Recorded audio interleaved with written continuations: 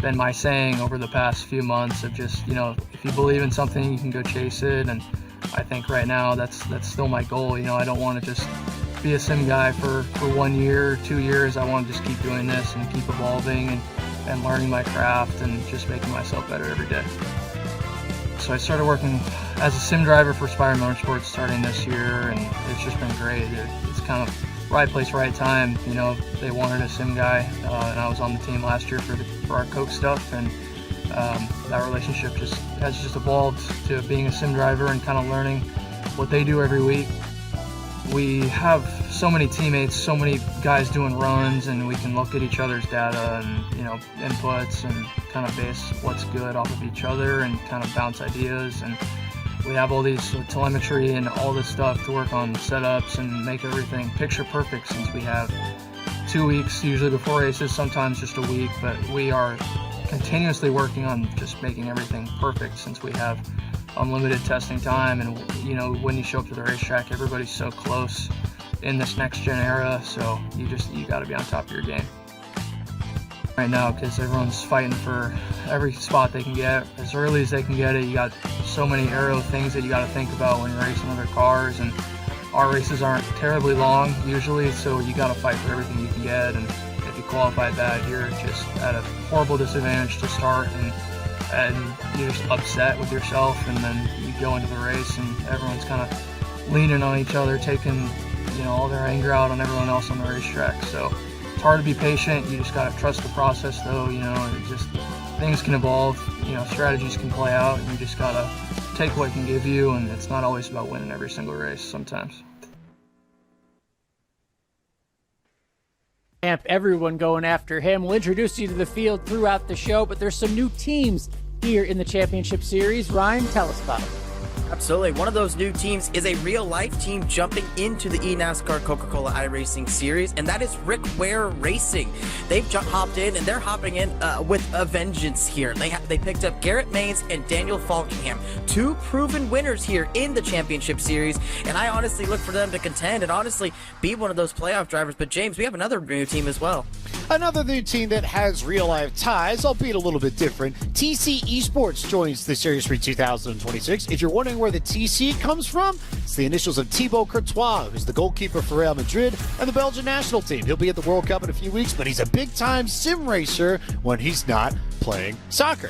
And they have signed Jake Nichols, who has experience in the Coke Series before, and Matthew Morton, who's a little bit better known for his exploits in the eNASCAR College iRacing Series, but a mix of new blood and experience for the new team representing the Belgian #1 goalkeeper. How neat. Very cool crossover there. Love the new names, love the teams, love the drivers that have entered this series. Some of the established teams, though, guys, they went through free agency, and there are some shakeups. James, I'll start with you. What is the biggest free agency move heading into 2026?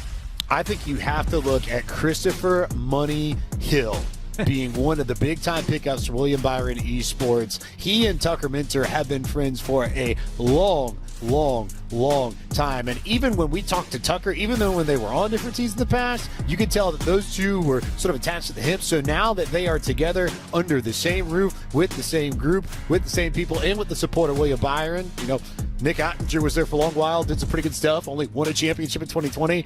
I think this has the potential to be a very potent combo that absolutely can, and I think should challenge for the team's championship. Willie B gets a new driver. Ryan, what team are you looking at? Biggest move of the offseason?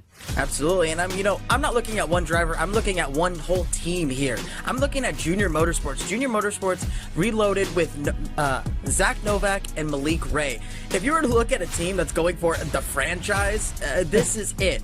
Malik Ray, obviously huge name in sim racing, huge following online, and you have Zach Novak, a perennial contender, a guy who's been in this for years now, a past champion. So this is a team I look at really when it comes to making moves, both on the sim, in the points, but also being in the mix of the storylines a little bit. We know Malik isn't afraid to ruffle some feathers.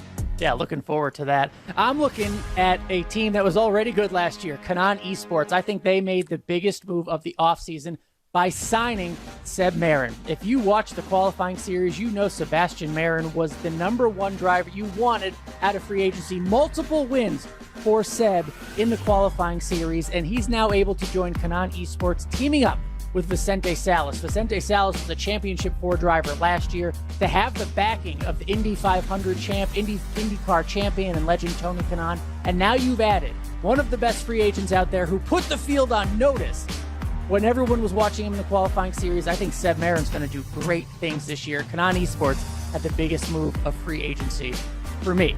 So those are some new faces in new places. Let's make some predictions, guys. James, we'll start with you again.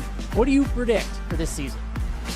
If there is one date on the calendar that I am looking at for 2026, I'm looking at the penultimate race of the season. Yes, Kansas might be the final countdown, but here's the thing. Kansas has had some incredible races in Coke Series history, so my big prediction is that Kansas might just be the most exciting race of the entire campaign. Ryan, what are you thinking? Man, well, last year I doubted him, but this year I'm going to do the complete opposite. I think Steven Wilson is going to get his third eNASCAR Coca-Cola iRacing Championship Series championship. And the reason is we're entering the era of Steven Wilson dominance. He's proved that the last few years, there's no reason why it doesn't continue in 2026. Going for a third. We'll see, because my prediction is Kanaan Esports wins the title. One of the drivers, either the veteran Vicente or the rookie, shocks everybody, Sebastian Marin, and goes and gets that driver's title. That's what I'm predicting. They're going to have a heck of a schedule to do it through. James, want to go over it for us? Yeah, we've got a whole slate of fantastic races lined up for the 2026 Coke Championship Series. We start at Charlotte, then we go to Echo Park down in Georgia and Iowa to wrap up segment 1. Segment 2, Dover, Mexico City on the road course, and then the oval, or rather rectangle, at Indianapolis. Segment 3, Nashville Superspeedway, Richmond Raceway, Daytona to close out the regular season, Michigan, Texas, and Kansas in the playoffs, and then the finale, per tradition, live for the NASCAR Hall of Fame, back at Homestead Miami Speedway to crown a champion of the Dale Earnhardt Jr. Cup. Just a few months away, but it all starts tonight. Ryan, tell us about this beautiful track here in our backyard. Absolutely here. I love this track, and I'm excited to talk about it here on the Logitech G track analysis. We're heading to Charlotte Motor Speedway, 1.5 miles, 24 degrees of banking in the corners, and we know how wide that groove likes to get. This place opened in 1960, and the last time we raced here, Tucker Minter took home the crown. Tucker Minter, now the veteran for William Byron Esports. Let's get one more thought before we go into this race. This is a longer race, James. What do you think that means for the competition to start off this championship season? I think this goes one of two ways. It could go like what we saw in 2020 when Colin Keister was able to stretch it out on pit strategy and go get the checkered flag by managing fuel better than everybody else. We also could see a race like we saw a few years ago where we get a late caution that sets up a flurry of late race restarts and creates a whole lot of chaos at the end. I think we get one of those two, which might just have to flip a coin for. We're looking forward to it. Ryan, this track, it looks like some others, right? The D-shaped oval, but every one of them is unique into its own. What makes Charlotte difficult for a driver? Well, we hit at it at the top of the show, right? This place is difficult. There's a lot of bumps. There's a lot of character to this racetrack. And as iRacing continues to update this track, update its surface, it only gets harder to drive. So I'm super excited to see how these guys adapt to the changing conditions, manage their tires, manage their strategy, and we'll see who comes out on top to kick off the season. Can't wait. It's a short season. Wins still mean everything here in the championship series. It's all about getting that $100,000 and the Dale Earnhardt Jr. trophy and calling yourself champion. The eNASCAR Coca-Cola iRacing Championship season starts right after this.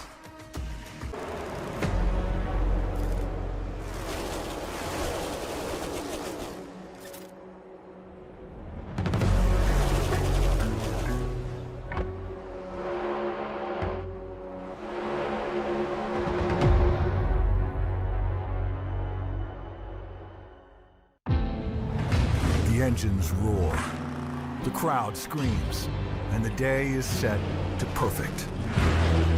A celebration of life, liberty, and the pursuit of speed.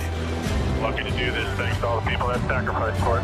That's why we stand with pride and reverence to celebrate the men and women whose sacrifice and commitment makes our pursuit possible. Together with Coca-Cola, NASCAR salutes. Racing isn't just a game. It's a way of life. Every lap, every moment. Practice is about consistency. Winning doesn't come easy. Yo! My turn, Bubba. Dude. Feel the road. Own the race. Logitech G wheels and pedals available now on Amazon.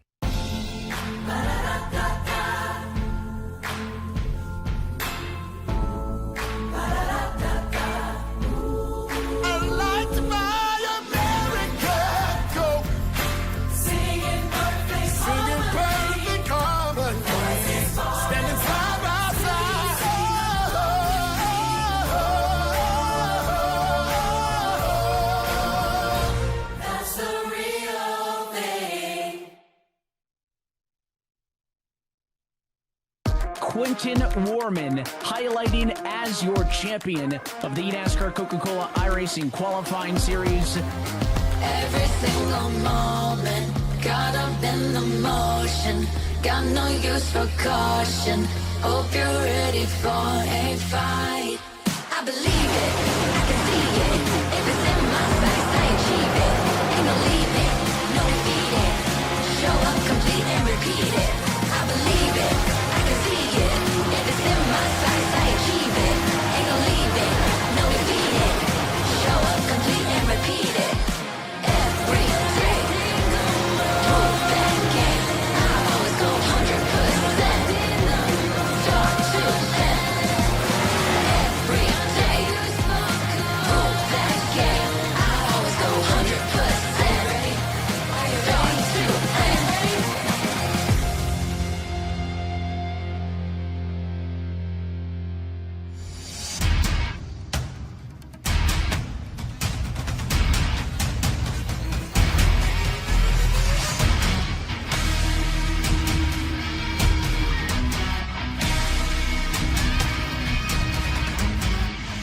The road to $500,000 starts anew as we kick off the 17th season in series history. Tonight, from iRacing's virtual Charlotte Motor Speedway, we say good evening, sim racing fans, and welcome to the eNASCAR Coca-Cola iRacing Championship Series. This is the Coca-Cola 160.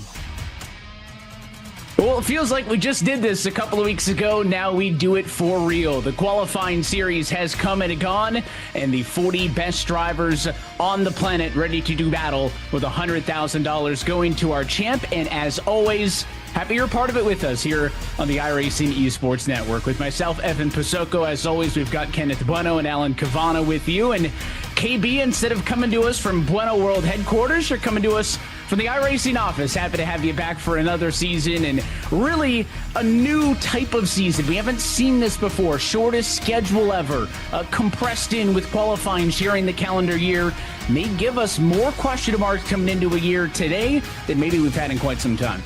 And Evan, a brand new opening host. Never has an eNASCAR Coca-Cola iRacing Championship Series season kicked off in a place other than the World Center of Racing in Daytona. Charlotte was one of the best races last season. Many lead changes, strategy, multiple lines, and tire wear. So, Alan, in the course of this, it's a brand new start with the new format the drivers had to get in this series with.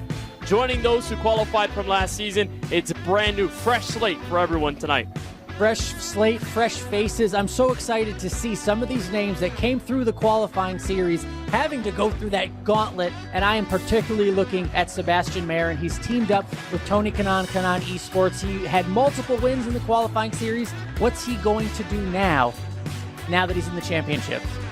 Well, let's talk about that. Two new teams join the roster of 20. That mean all 40 drivers are assigned to an official team. Now, most of the returning teams kept either their full or a partial driver lineup, KB, but that's not the case when you take a look at the new teams on the block. It's a Chevrolet entry for Rick Ware Racing and the Toyota Racing entry of TC Esports. Yeah, Rick Ware Racing, one of the NASCAR teams in real life. Carson Ware getting the huge role in bringing this team to eNASCAR, and they have loaded with a pretty stacked lineup. Garrett Maines has won before in this series. So has Daniel Falkingham. Both of those bow tie Chevrolets going to be on it to try and bring that team a team title and possibly a driver's title. And TC Esports, on behalf of the Real Madrid goalkeeper Thibaut Courtois, joining sim racing with Matthew Morton and Jake Nichols. Jake Nichols making his first Coke Series championship start in a little while. He's been in this series before, and Matthew Borden, rookie this season. Going to be fun to see those two teams square off. And because qualifying took up the first couple of months of the year, Alan, this is the most compressed schedule we have ever seen. Only 13 weeks between now and a championship finale at Homestead come October. It's going to go by so quickly. And look at the diverse racetracks we go to. Charlotte, Echo Park, and then the short track in Iowa. Segment 2 gives us Dover, Mexico City, and Indianapolis. Segment 3, Nashville, Richmond, Daytona. Then the playoffs begin. That 2-miler in Michigan, the 1.5 miles in Texas and Kansas. And, of course, our live finale back at the Homestead Miami Speedway, live from the NASCAR Hall of Fame. That's where a champion will be crowned. You don't have much time to get there, though. That's why every race is important. Well, there's a look at some of the drivers that will be riding on board. With 40 drivers enter tonight with a chance at becoming your champion. We will whittle that down between now and October 13th when the Dale Earnhardt Jr. Cup is handed out and be crowned what would be the 17th champion in series history.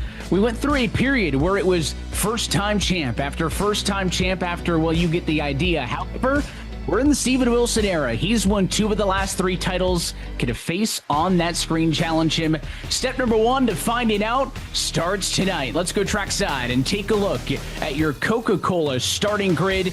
And it is Bobby Zelensky for the ERA Esports team on pole. He's joined by the FGRXL eRacing number 14 to set the merchant on row number 1. Tucker Minter with William Byron Esports once more, going to be alongside Connor Urashak in the Latard Esports 40 on row 2.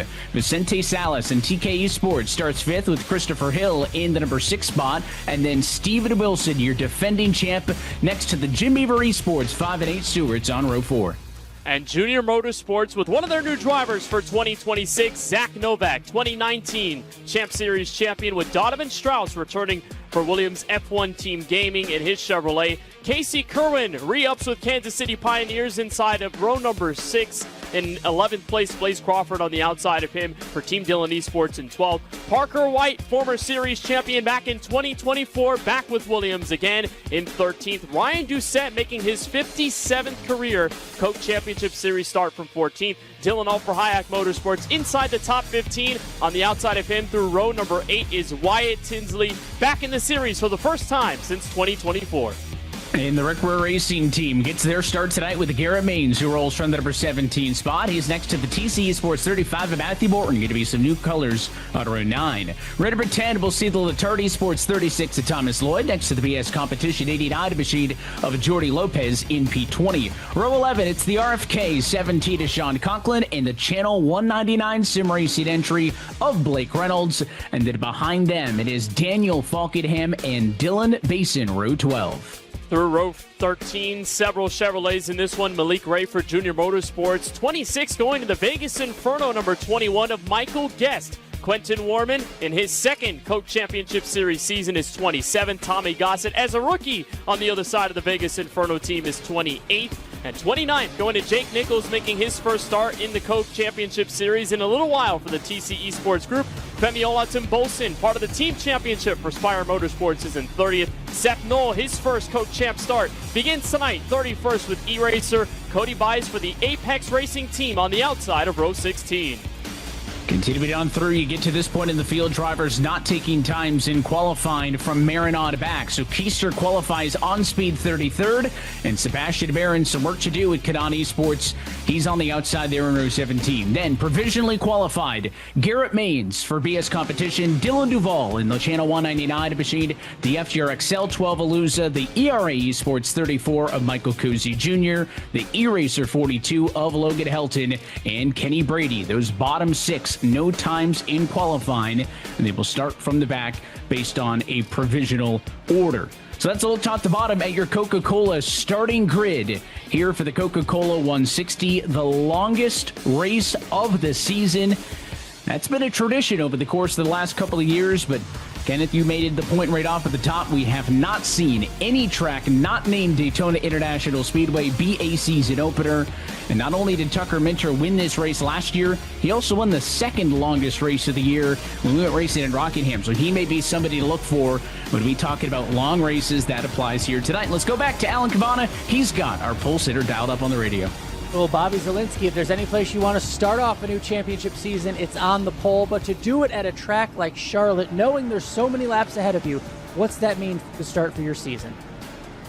Yeah, it's actually pretty cool. I didn't get a pole. I don't think I got a pole position last year, so we're already starting off a little more interesting. But yeah, I was telling Justin in the off season I need to get my qualifying sorted. So good way to start it. We just got to do it 12 more times. Got to win some races. Got to win championship. All that good stuff. So long way to go, but those are the goals.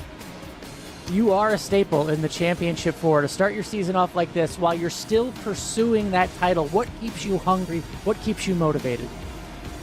I don't know. I mean, it's just what I do. I mean, it's what I'm best at. I'm a wheelman. I wish I could race in real life and on the sim, but we're on the sim for now, and it's just the best competition you get, and I get a kick out of it. I'll feel a little bit of nerves like the morning of, like this today, and then the moment qualifying goes, it's gone, and I'm just having fun and trying to be the best. We know it's a long race. We know the bumps on the track. What's your biggest challenge tonight? Keeping the tires on it. I think throughout the field you're going to see a lot of people, if we get some long runs, which hopefully we do. We have 160 laps here. Get some long runs, you're going to see a lot of comers and goers, a lot of people that don't know how to save their right rear and are going to fall back. So that's going to be my goal. Just keep the right rear on it, keep the track position, and be there at the end to win this thing. Bobby Z, good to have you back. Have fun tonight. Thank you. Well, he was correct on the stat. No polls for Bobby in 2025. He'll kick off 2026 with one. Let's take a look. Race number one, KB, with our Coca-Cola race analysis. And like you said, it is the longest of the season. 160 laps here from the Queen City, 240 miles. Pit road speed limit was a kind of a big thing in last season's race where strategy was involved under the green flag. We may see some of that tonight. 4 tire sets available for the drivers. That mattered a ton to get Tucker Minter up in the front of that latest run. It was old tires versus new tires, and the pit window, we should see that come around lap 58 to 62. That is, of course, if we go green. Charlotte's been known to be kind of treacherous through all the bumps and how difficult it is to drive, so maybe something to watch for our race analysis once they get the green flag. Bobby Zielinski leads all active drivers with 6 career appearances inside of the Championship 4. He's the 3rd winningest driver in series history. It's 2026 his year. He's going to be the one that brings us to the green flag. We're happy that you're a part of this with us on the iRacing Esports Network at eNASCAR.com as we get set for year 17 of the eNASCAR Coca-Cola iRacing Championship Series. Pace car down and in. The baton is handed to Bobby Zielinski. Let's go racing at Charlotte.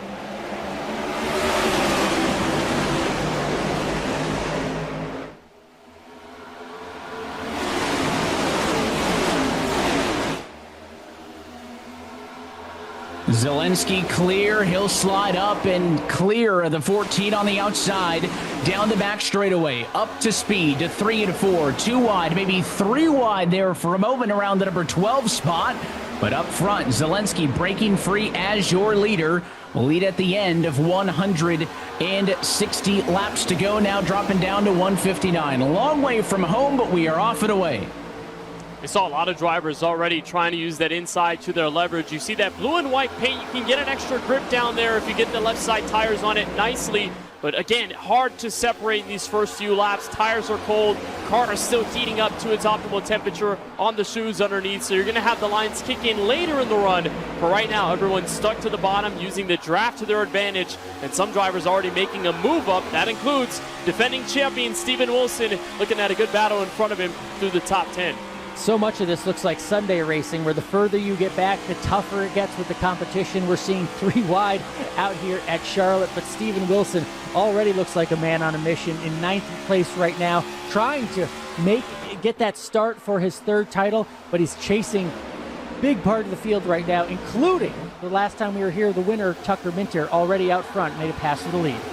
And Tucker Minter got the win here as well as that Rockingham win by being the best on the long run. One thing I'm noticing as well, you see it on the 3, you see it on the 16. I also saw it in Dillon. Oh, look at the nose on a bunch of those cars down on the bottom. There's a lot of front end damage on about a half a dozen race cars. So some sort of big checkup on the start has damaged a handful of drivers who started in those odd numbered positions and were lined up on the inside for the initial start of the race. And for a long race, front-end damage going to be concerning when you talk about temperatures on those cars. Something to keep an eye on. Early damage for a lot of drivers. Yeah, when you get the clean air on the front end of the race car, it's obviously fresh, it's obviously good on temperature, so the engine keeps cool throughout the run. But when you get that damage, it obviously punctures into the radiator, so all that clean air is going into now an overheating engine. And by the way, guys, it had started with Steven Wilson on lap number 1. Everyone was eager to get going through the initial start. Once that green flag came out, around where Nate Stewart and Wilson were, everybody had stacked up. And so not only do you have front-end nose damage for a lot of drivers, Garrett Maines with hefty rear-end damage on the bumper. So you have to watch for that. Rear downpour is going to be big when the tires wear down over the course of the race. A lot of an early statement right now from William Byron Esports, running first and third. Christopher Money Hill back on the team, back in the series, the Tennessee Vol, putting on a good show right here at Charlotte Motor Speedway. Early on, moving up a few positions already, and just in front of him, the Tony Kanaan Esports driver, Vicente Salas, a Champ 4 driver last year, guys. And we are seeing some of the best already running out front and trying to make a statement and say something as early as they can in this season. Yes, after Zelensky went out and led the opening 2 laps, it has been Minter since, but Salas to second, Hill to third, so Bobby sliding down to the number 4 spot. As other drivers want to put the pressure on early in this race. We talked about the checkup and some of the issues for the cars on the bottom. Worth noting, all 40 drivers did make it to the grid. All 40 cars are on the racetrack at the moment. Dropping it back to the midfield where the first bit of excitement is. This is low 20s. You're looking at the 66 machine in the mix there. That's Sebastian Marin, the 16 with a bit of damage as well of Ryan Doucette. All of this going on around the number 20 spot. Here's a bottom look. And there is that big stack up on the inside lane that was coming to the green. And again, about a half a dozen race cars total get damage in that one. Nobody is pulled to pit road yet, but again, keep an eye on those drivers as this race goes on. It's what Bobby Zelensky mentioned in our pre-race interview there before the green flag. What Steven mentioned, during eNASCAR Media Day is track position, track position, track position. And if you don't qualify well, you have to overcompensate for that in being aggressive, especially at the start. If you can pick off at least a position or two in the first handful of corners, it can make a monumental difference into the way you play the rest of the run as it unfolds under green. So for those drivers, they were all anticipating, eager to get going, antsy to get ahead of the other drivers. All of a sudden you had those checkups, and now some drivers damaged as a result. Yeah, and this battle here that we're watching, so interesting. This is Sebastian Marin. Talked a lot about him on Countdown to Green. Maybe the best driver out of the qualifying series, guys. I mean, he had 3 victories in that series. Now he has to make his name here in the championship series. Started far back in this race, and he's battling some other rookies here. That was just Dylan Basin, another great driver in the qualifying series that he went by. But Sebastian Marin with Kanaan Esports going 3 wide on the outside of turn 2 at Charlotte Motor Speedway. Maybe he kissed the wall just a little bit. Not afraid to be aggressive. We know he has talent, but it is a whole other ballgame when you are up here in the championship series with this veteran drivers. He is not shying away at anything right now, even if he has to make up some ground. Yeah, Charlotte wasn't the exact track he named when asked what tracks he was looking forward to the most, but his 2 answers were intermediate racetracks. So one would assume, even if this is not his favorite of those, that this is a place that he feels like he could be good in, and that's backed up by the fact that he won at a different intermediate racetrack in the qualifying series in Vegas. So Marin up 14 positions early. Keep an eye on the 66 to try to continue that forward progress. Just behind him, 3 wide off of turn number 4. Car on the way outside there. I think that was the 16 of Doucette. Now, he's one of the cars with damage. Started this race in 14th spot. He is down to 29th. You see front-end damage on a car a little bit further up the road. That's the 95 of Parker White. Started 13th, down to 24th. to me, once you get 2 or 3 drivers with the damage and down a bunch of spots, here's another one. Blaze Crawford started 12th, 22nd. There's front-end damage on that Six Flags Coca-Cola Chevrolet. I think that is enough evidence to show how much those drivers who got the damage are clearly struggling. And when you find yourself with a bit of that front-end nose damage, whether it be directly in the center, like we're seeing with a lot of the drivers in this race, or whether it be on the right front tire and around that fender, this car handles like a boat. It does not want to turn in the corners, and then couple that with the dirty air that the drivers are experiencing when they're in the mid-pack. It just bands together to create possibly the perfect storm for the worst driving car of all time. And then you have to figure out how to get around that and be able to just nurse this car to, at what point could be the first yellow. But now the drivers are thinking further ahead with their teams. If this goes green all the way until the end of the first run and drivers have to pit under green, how much time they're going to lose just trying to repair those cars. And again, those are very big hitters, especially with Parker White. Performed well here at Charlotte, ran for the win last season. We mentioned the Six Flags colors are on the Coca-Cola Chevrolet tonight of the driver of that number 3 machine. Things not currently going how they were planned, but Blaze Crawford going to try to bounce back in this one. Coca-Cola and Six Flags have been partners for over 50 years.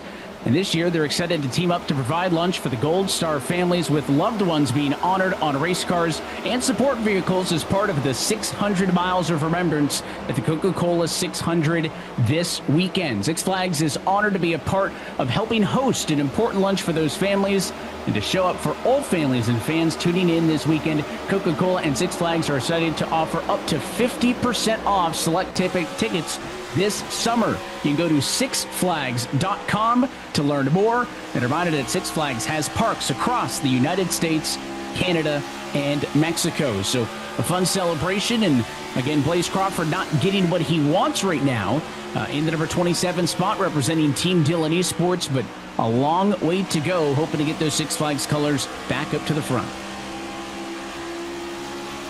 This is the driver that finished 16th back in his rookie race here in 2025. And what an interesting combination that Team Dillon Esports group with Crawford returning, made his announcement on one of our qualifying series broadcasts, and joining the likes of Kenny Brady, 2 drivers that have known each other for over 10 years, racing in real life in legend cars and bandoleros. I think that's cool for the story of their team that will unfold over the later portions of the season. I think, guys, at the moment, James Pike from our Countdown to Green crew has it locked in. William Byron Esports, 1-2. Christopher Hill making his way over to second, and Tucker just turning the page like he did from Charlotte last season, holding on to the lead and not looking back. It's a good look at both of those drivers representing William Byron Esports, and maybe the veteran prowess, I'll say, at Tucker Minter. Allen, he hasn't been around for that long, but he's already, a multi-time race winner. He has 2 multi-race win seasons under his belt already, hoping that some of that can rub off on Christopher Hill. And Championship 4 experience. And even though Tucker Minter is young and relatively still new, the experience, these two as friends, as teammates, do have a lot of experience together. At one point, Christopher Hill was serving as Tucker's crew chief, spotter, helping him out. But now they are officially teammates for one of the best drivers in NASCAR on Sundays, who clearly supports what we do here down in iRacing and the esports side of things. William Byron with a lot of experience on that end. So to have a formidable team like this, Tucker Minter and Christopher Hill, it's already paying off the way they are running 1-2. They just have to close it out right now. 2 very different, I don't know if it's like a batting stance we can call it. Every time we get these, we always joke about some of the leans. Christopher leans forward in his seat. Tucker very noticeably leaning in the direction that he wants that car to rotate, and he's got his teammate chasing him down right now with those William Byron Esports Chevrolets running in first and second position, dropping it back to the number 66 machine, who's kind of been back in this midfield every time we take a peek back there, and it's Sebastian Barron, who is still one of your biggest movers in the field right now. He is up 16 positions. That's bested only by Keister at plus 19 and Dylan Duval at plus 24. So some drivers taking advantage of being aggressive early in the longest race of the year, where a lot of drivers have said patience is going to be the key to success. I'm sure some of those drivers 16th or 18th are telling themselves, hey, I've seen you around before. They were just around in the qualifying series a few weeks ago trying to get into this championship series format.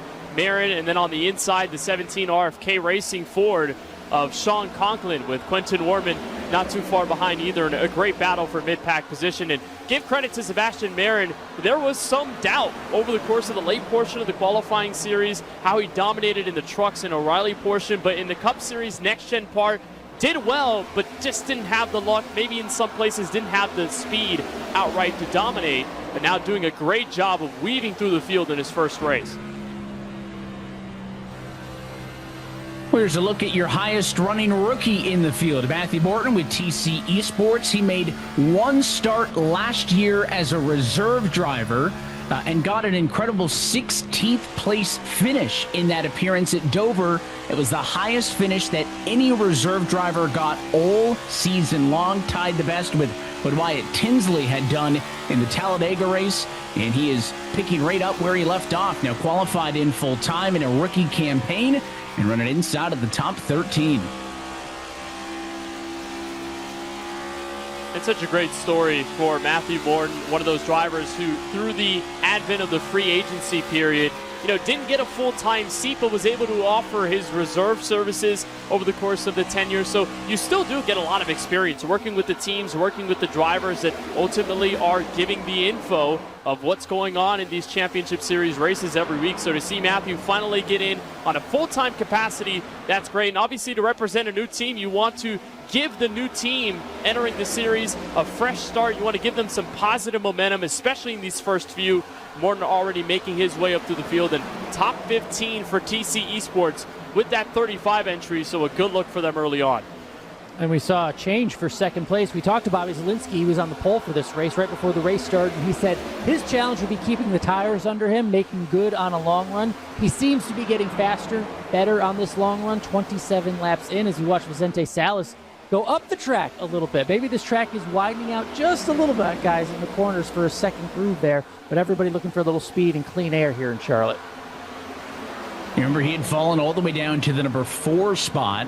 After the first opening laps, he led the first 2, but he has since climbed his way back up and into that number 2 spot, as you just mentioned. Christopher Hill now down in 3rd, Vicente Salas in the number 4 spot, and now Seth the Merchant, last driver running inside of the top 5. Well, it's the start of a new season, but it's going to come quickly. So to stay up to date with everything, go to iRacing.com/eNASCAR to get more information on the drivers, the teams, and the series standings as we work our way towards the playoffs and a championship 4 finale where the driver champion, again, going to walk away with $100,000. 28 laps in the books here at Charlotte.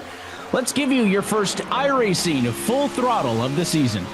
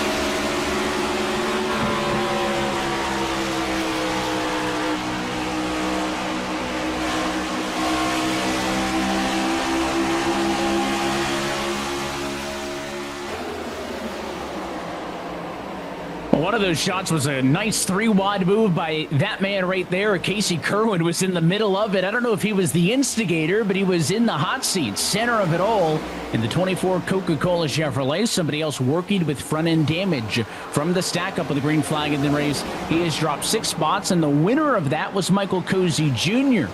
Mentioned Duval's spots picked up, Keister's, Marin as well, but Michael Cozy Jr. now up 22 positions. He did not qualify, took 38th on the grid. He has driven his way all the way up to the number 16 spot and is just ahead of that battle for what is going to be 18th position on back. I mean, this midfield, we're 34 laps into a run. They have not spread out at all. The leaders have gotten a single file. That's about the top 16 or so.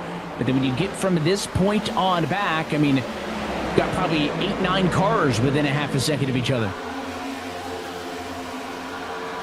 Man, this is really the cream of the crop in the front of this field trying to get forward, and then obviously that blend point, right, of all the drivers that have tried to save as much tire as possible, catching up to those, and then the mix of those drivers with all of that damage. And what you're watching is kind of a methodical approach of the way the drivers are using their lines. By now, the middle and the high sides have started to come in, so they become a lot more potent as the race has developed.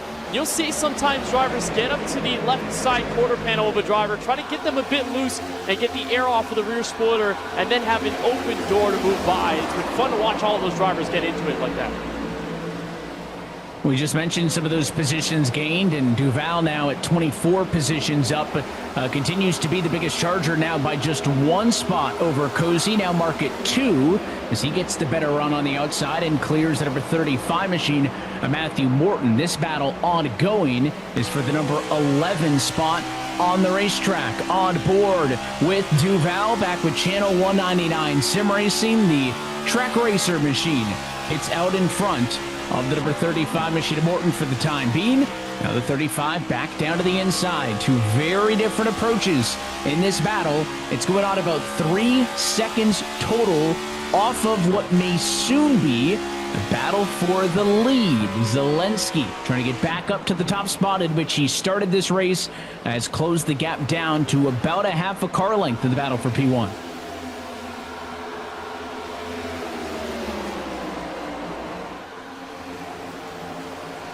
The way he's been able to save tires over the course of that run, and as you saw, he dropped off significantly, guys. He went to the back end of the top 5. He was hanging around there, let the William Byron Esports Chevrolets take advantage early on, but this is where the money is made, figuratively and literally, especially in races like these. We talk about how different this opener is from all the other ones. It's no longer a wild card of super speedway. Strategy and discipline matter so much, and that's why you're seeing some of the best experience at the head of this field, including Zelensky and Tucker Minter. And surprisingly, Zelensky has used the bottom to save the tires for most of the run, hasn't experimented with those higher lanes, but he's a bit faster still. This is a great performance out of the gate from Bobby Z, right? We think of him as the road course racer, guaranteed to get a win, show up there in the playoffs, but to hone down his skill on these ovals. We've seen it before. He's a veteran, but to start off the season this way, long way to go in this race, but a statement on the pole, and now coming back and looking like he's about to make the pass for the lead on Tucker Minter and go back to the lead. Bobby Z, it's a battle, but an excellent start for the driver for ERA Sports.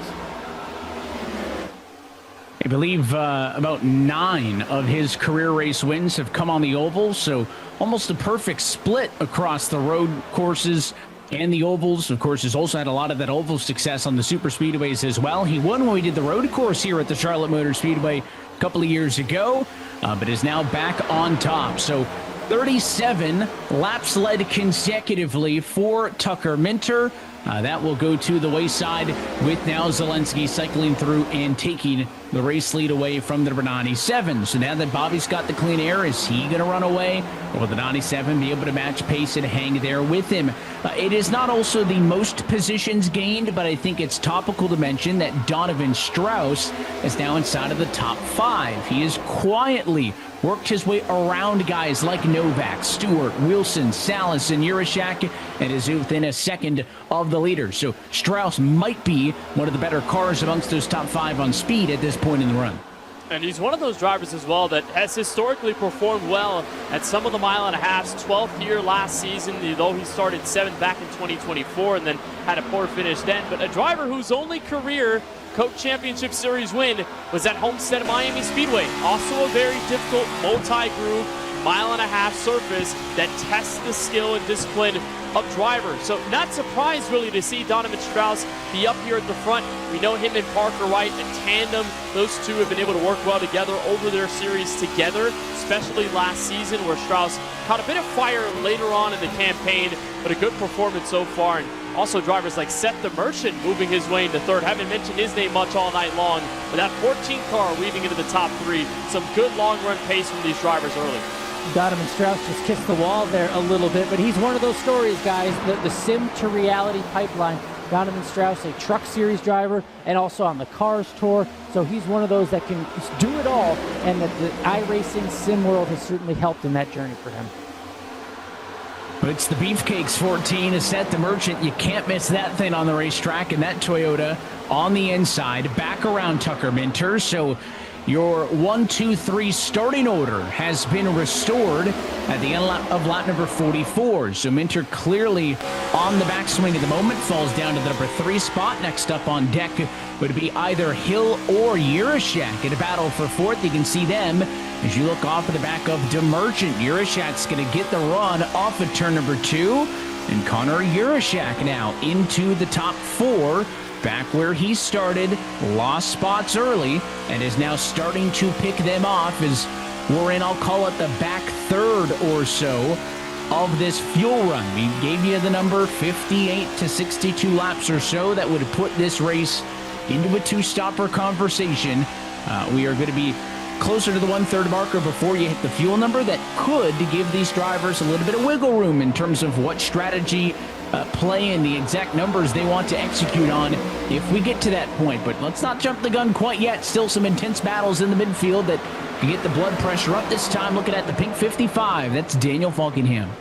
Driver in a new team, new territory for 2026, alongside Garrett Main, someone who's also really fighting for his life at the exit of turn 4. A lot of these packs have developed in about 4 to 5 car groups, and all of them have been playing this aggressive game, trying here as the tires have fallen off to get a bit of an edge over the other. There was a send underneath by Dylan Basin in that Ford Mustang for RFK Racing, and up in front a TC Esports entry, that's Jake Nichols up at the front. So I mean, these drivers have spent a bulk of this time either trying to gain a little bit of track position or just stand out a little bit. And I wouldn't be surprised if we saw some of these drivers at the back that we're watching right now try to short pit, go a little bit shorter on this run compared to other drivers, and then potentially maybe run it long for that last run if it stays green. I love these battles because for months we've been watching the qualifying series, we've been watching the college series, and drivers sort of have their individual successes. Now they're all here in the championship series. We have rookies racing against veterans, but rookies who did very well in their respective series. What are they going to do now that they're here with some of the best of the best? We're seeing these battles in the opening stint of this race. Bit of a scary moment. Dylan Basin got a little bit out of shape and dropped way back. He's got his land legs back under him and is engaging the 73 of Nichols in a battle for 28, but a bit of a bobble sure spiked his heart rate a little bit. Again, these cars back in the 20s, they just can't get away from each other. Kerwin sees a Super.com sandwich right now as he's between the teammates of Garrett Mains in front of him, Daniel Falkenham behind him. They're rubbing doors at 184 miles an hour down to turn number 1. Casey Kerwin is not going to go quietly in this battle. 2022 series champion, and we jump things back towards the front. I mentioned Yurashek had made a move. Well, guess who followed him through? That was Steven Wilson. So now it's Yurashek up to 3rd, Wilson in the number 4 spot. They're fighting each other, well, maybe closing in on Zelensky and DeMerchant a little bit. And these are two drivers, obviously, with the experience. Steven Wilson, obviously former series champion back in 2025. Connor Yurashek just wrapping up the eNASCAR College iRacing Series Championship not that long ago for the spring semester, and two drivers that have faced each other in the eNASCAR College iRacing Series before, but Stevens graduated, Euroshak is moving on, and two drivers who've been really strong early in this run, and especially Euroshak, someone who really lit up the scene very early in his 2025 campaign. And you know, eNASCAR College iRacing Series still going on at the Sim Racing Expo in Uptown Charlotte in the Charlotte Showdown race on May 24th. So this weekend's going to be fun for all the College Series drivers that are going to get a chance to show their skills. As here we go, all the drivers at the back, as I predicted, Evan, on pit road, trying to short pit on this first run. Yeah, it's Colin Keister and Tommy Gossett on pit road. Basically right on the money at your 1/3 marker in this race. But again, you can go about an extra 10 laps from this point on fuel. So that wiggle room that I alluded to means that it may not just be everybody in and out in 4 laps and call it a deal. It's going to give these drivers an opportunity to space this out. And that is a bit of a concern sometimes when a green flag pit cycle is dragged out, because you're going to get a lot of drivers, fresh tires interacting with drivers on old, and obviously that can lead to some scary moments. Tucker Minter, your first top runner down pit road. He comes in from the top 5. Looks like Christopher Hill is also down pit road. Stewart, Novak, Duval, Kerwin also diving in. And this is the mental part, the strategy part of racing and how some of these are won. We saw it throughout the qualifying series and talking to a lot of these drivers through just before the season started. Yes, there's a skill side, knowing all these tracks, but it's the mental side, the strategic side of nailing the perfect call at the right time that can really play a factor into who gets the checkered flag, who potentially gets the championship for, and when these pit stops happen and cooking it onto pit road, all those little mistakes can add up. Got to be careful getting down pit road speed here at Charlotte, just 45 miles an hour as you saw Urashak, Lopez, Conklin, Ray, Luza, Cozy down pit road that time, and more drivers lighting up the radio saying that they'll be coming in this time, but it's still not decision time for Zelensky. He, Wilson, DeMerchant, Strauss all stay out. Vicente Salas assumes the number 5 spot, but he's down pit road. Matthew Morton, Quinton Warman, Sebastian Marin all down to the pit lane this time. Cody Bias, the yellow and black car smoking the tires a bit, is also down. It always takes that one driver to come in, whether it's in the back or not, that gives you an opportunity to tell yourself, all right, is it my time? Look at Malik Ray, big time save. Tires locking up. Those were all 4 tires not moving, stationary, sliding through, and again, maximizing every bit of an advantage you can squeeze out of this next-gen car. But at this point, you start to feel that calling card coming for you, and if other drivers are pitting around me, maybe it's my time, and depending on the driver's situation, it's going to matter a lot. Evan, I'm really concerned about the drivers with the damage on the front end of their race cars. How long are they willing to spend on pit road to repair the car, or if they're going to just have to handle a very ill machine at the expense of keeping their time up, which at the moment a lot of them are losing. And here comes the race leader, Bobby Zelensky, on pit road. Yeah, it's an interesting question. So Zelensky's in, Tinsley follows. I'm just keeping a half eye on Dylan Basin. He's one of the cars with the damage.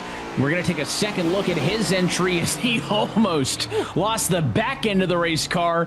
It's worth noting he did not spend any extra time on pit road getting the damage fixed. So I assume, and just a quick glance, there's not a single pit stop that's over 16 seconds. Nobody with the damage, Alan, under green flag conditions, allotting extra time for repairs, even if they have been apparently struggling. They are in and out because I think they just can't afford to get anything fixed when we're under green. Yeah, I mean, the track position and the losses and the speeds, it happens so fast when it's under green. So interesting to see the last one staying out, our defending champion. Look at the lead he has right now because everyone else is trying to chase him down. But it's a teamwork going on right here. You see Steven Wilson, Femi Olot, the Spire cars running the similar strategy right now, being the 1-2 out there. Steven Wilson has had to work his way out to the front, and now he is setting his own pace and his own strategy, taking advantage of the clean air. As you see, these cars back here, no clean airs. They're all back in this hornet's nest. Not to mention, I was worried about when a pit cycle gets dragged out because look at the speed differential between the cars that have fresh tires and old ones. We're looking at about, we'll call it 7 drivers, make it 8, who have yet to come down to the pit lane. Garrett Lowe is one of them. The BS competition machine is in third, and Steven Wilson in from the lead. Femi Olat's coming down. Is Lowe going to respond? He does not, and that will cycle the 99 car to the lead for the first time in this race. It's a driver that did take victory lane here at Charlotte not that long ago, and probably one of the best series finishes you'll ever see at a very thin margin. I love the story of Garrett Lowe racing in real life now, the NASCAR Euro Series with that BS Plus competition group and the opportunities they have opened up for him, as well as trying to return him to the series like they do this year with Jordi Lopez. A stacked team among many that have re-upped both of their drivers. Not often do you see that in this series. Is all this happening in the middle of the group. He's got 3 wide, fresh tire cars around him. It is not going to be easy to get through all this traffic and stay afloat for the long run that he's trying to put on, and a car is going sideways right around him. It is his teammate that's going for the slight spill but saves it. Jordi Lopez, what a save. Big moment there, and Seth the Merchant apologizing. Seth tried to make a move 3 wide, and it just happened where Lopez didn't really get in the way, but was too wide, left a bit of gap, and now look at that move onto the pit lane as Garrett Lowe hung the back end out, but I think he got it down in time, and he's got an early box as well. So Lowe forcing the issue, gets to the pit lane. That is going to make Seth Knoll your race leader. Let's take a second look at what happened with Jordi. There's Seth making the transition to the middle, but there just wasn't a full car length there, and I know it started with Seth, but I think he deserves a bit of credit because he got hard on the binders to give Jordi the space to save that race car. Yeah, you can tell he didn't mean to do that at all. That was just a way to get around Garrett Lowe. They know the speed is different. They know they have fresh tires. They know they're going to get around Lowe very quickly. So you really have to just be careful. And for DeMerchant, just playing it a little too close. Lopez probably didn't think that DeMerchant was going to go for the line. But props to Garrett Lowe as well. Not really doing much there, but kind of saving his teammate from the slight contact on the front end of the nose. So big time scare between the 2 BS Plus competition cars. And we get to roll green, and I'm really interested to see how these drivers on the longest run of the night are trying to play this. A lot of them, some of them with damage, but a lot of them hoping for that prayer to be answered of a yellow flag, which seemingly has not come yet. I'm updating our numbers as we speak. We said roughly 58 to 62. These cars work in 65. It's important to just kind of keep an eye on how far Helton, White, and Alt can go to see if it affects some of the pit strategy with other drivers later in this race. Of course, if they wanted to one-stop it, you have to get all the way to lap number 80. Don't think we're going to be seeing that out of these 3, but again, if they can get up to 68 laps or so, that's worth noting. Parker White from second. He's down pit road. That leaves only Logan Helton and Dylan Alt yet to pit. Your net leader is now, though, Connor Urashak. So a change for position for what was the battle for third. Tucker Minter was the next guy, or the lead car who had pitted. Urashak just overtook him for position, which means that 40 car now primed up to cycle through to be our new leader when we get there. Remember, you got to watch for Bobby Zelensky, the way he propped up a long run car that was worthy of being in the race lead, catching up to all the drivers he had lost position to early. I'd imagine with him on what is now 8 to 9 lap old tires, about 4 to 5 laps different than the rest of those drivers ahead of him. That could be a big time situation. I think Minter kind of lost that fight a tiny bit with Urashak getting around. He's still within range, that possibility of just trying to hang on with position, but not push yourself too hard as a driver when you know you've got those net cars in front of you, and you don't want to waste it if this race continues to run the way it has. Clock now ticks over to lap number 68. Helton now the lone driver who is yet to come down to the pit lane in this race, and there it is. So 68 is the number. He is down and in for service. He's in pit stall number 2. So he's really got to slow things down. Or I guess pit stop number 39, I guess, if you're counting backwards based on qualified position. So with that, the entire pit cycle has cycled through, And your new leader is the Latardi Sport Chevrolet of Connor Urashak. He will not get the lap led that time, or he does. Thought maybe Helton had got to him before the start-finish line. It is lap number 1 led for Urashak. So Minter second. It's going to be Bobby Zelensky in third. Now as we embark on the middle stint in this race, we'll see how these drivers can shake things out on the long run. Again, Tucker is universally known as one of, if not the best, on the long run. So Connor passed him early. We'll see if that's part of the 97's larger play to be the best car over the long run that he can be. And this is the best part of it all on these 1.5 mile tracks and wear out the tires and it being the opening race. You get to learn a lot, whether you're an experienced driver like Zach Novak or whether you are a rookie. Many of them that are in this field tonight, you get a proper idea of, okay, what went right in the first run? What went wrong in the second run? What can I do over the course of the race to make myself just a little bit better? Tucker Minter, possibly one of those drivers thinking, wasted the stuff too early on. Now try and use that long run pace and patience to his advantage here in the second. Major lead there from Zach Novak, the Connecticut kid. New member of Junior Motorsports, running that stylized 8, a classic number on Sundays and throughout early 2000s NASCAR history. Everyone chasing the Dale Jr. Trophy at the end of this thing. But as someone from New England, guys, I am sometimes partial to the Connecticut drivers. Zach says his 2 favorite drivers on Sundays, Joey Logano, Ryan Preece. Connecticut.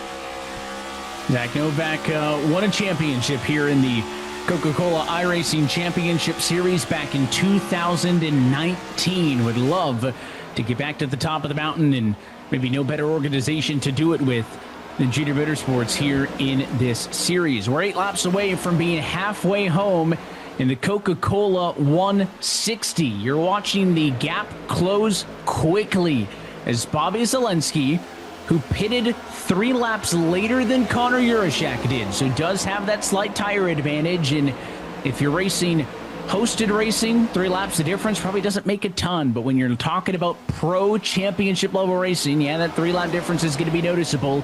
And Zelensky has been one of the fastest cars on the racetrack, inside of the top 7, we'll call it. So he's chasing him down. Is Urashak going to put up a fight, or does Zelensky get back to the number 1 position with relative ease? He's there now within a car length. And this is where you're going to see, Evan, the biggest difference between last season's Charlotte race and this one here tonight. Because remember, that huge next-gen update that we had in the middle of the summer of 2025 affected the way the drivers handled the series, affected the way traffic developed over the course of a long green flag run. And that's the same here at Charlotte. Last season, we had about 4 to 5 cars packed together because they couldn't separate from each other. Now you added more dirty air. The new aero physics have allowed for a bit more of that separation, and that could go in the favor of Bobby Zelensky on the fresher tires. If he battles for Urashak a little bit, maybe that'll lose them some time, but it probably won't be enough to make it a 4 or 5 car group battling for the lead by the time it's all over, because if he gets in front, he can separate a lot more, make Urashak pay more for the decision of going a little bit earlier on tires, but still a bit of time for Zelensky to try and plan this move and find the line that works for him.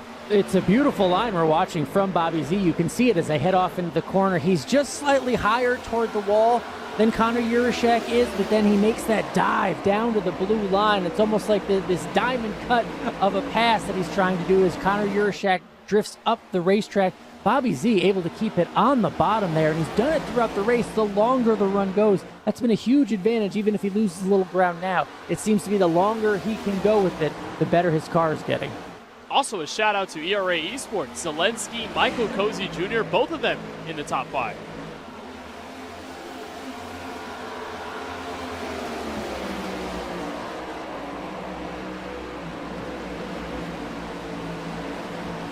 One of our favorite things is checking in with some of the fun paint schemes these teams are doing, and that's a instantly rememberable one if you're a Travis Pastrana fan. The Jim Beaver Esports number 15 at Colin Keister running some Pastrana colors on his number 15 Ford here tonight. So Keister having a great night to boot as well, running in the number 11 position. He's got the JB15 running deep. He's got the t-shirt on.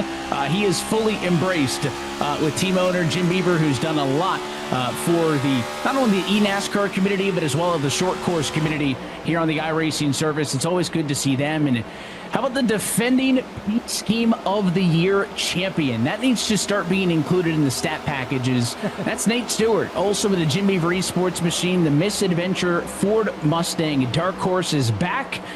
And good to see those colors returning here in 2026. And both of them got the drip on. I mean, I think I want to have a shirt like that for myself. I mean, these two drivers going all in on the paint scheme, and I think it's going to be teammate versus teammate for that. And for Nate, a driver who, said, honestly, the anxiety's gone now after the first season of Coke Series competition, and with paint scheme of the year, hopefully becoming rookie of the year, or sophomore of the year, really, for him in a 10-year season, as here comes Bobby Zelensky looking to the inside for the lead on Euroshack off 4. Euroshack's been doing a great job of, I was going to say, making it look easy playing defense. That was a little bit more forward defensive moves as he went down to the bottom and tried to shut off Zelensky. Connor's just been running this perfect line, taking away the run off the corner. He's always had that advantage, and he's making Zelensky do it the hard way. If that 22 wants to get him, he's almost daring him that you got to go into the corner low and you got to get up in front of me or it's not going to happen. And that is going to make Zelensky work harder. It's going to eat away at those tires a little bit quicker. And I mentioned Zelensky had a 3-lap advantage on the tires. That is going to be evident, especially early in a run. But if you can get that guy to work just a little bit harder than he would want to for a couple laps, that could do just enough to heat those tires up and kind of equalize any disadvantage that you may have had. So that's the ongoing battle for the lead. You can see in the bottom of your screen the battle for 18th position as a couple of different drivers engaged in it. That's Sebastian Marin, Malik Ray.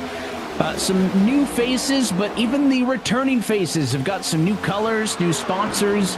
That's a good-looking 88 machine that Malik Ray is behind.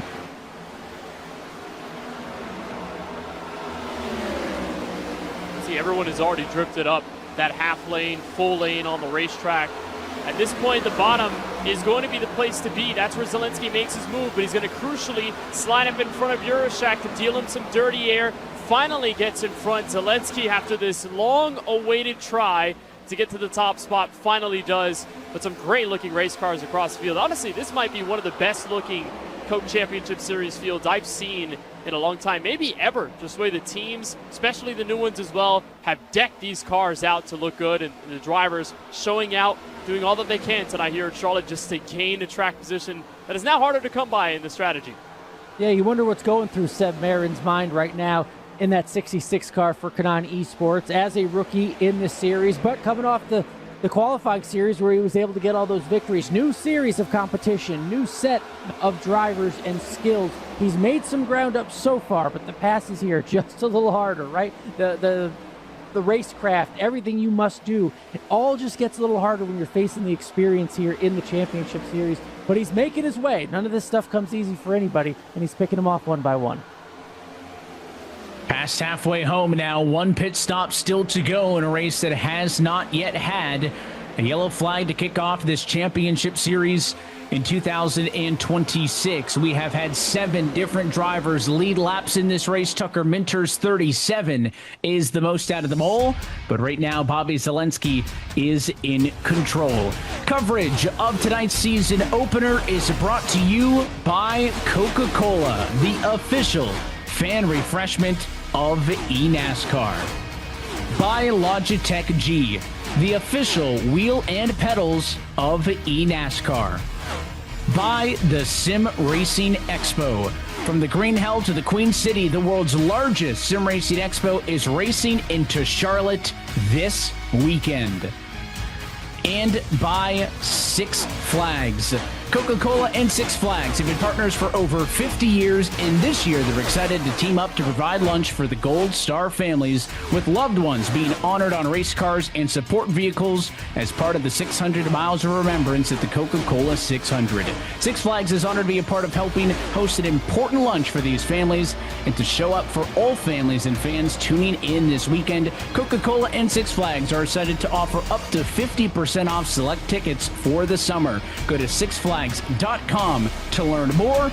As a reminder, Six Flags has parks across the United States, Canada, and Mexico. call it 30 laps or so away from the pit window opening for the final pit cycle in this Coca-Cola 600.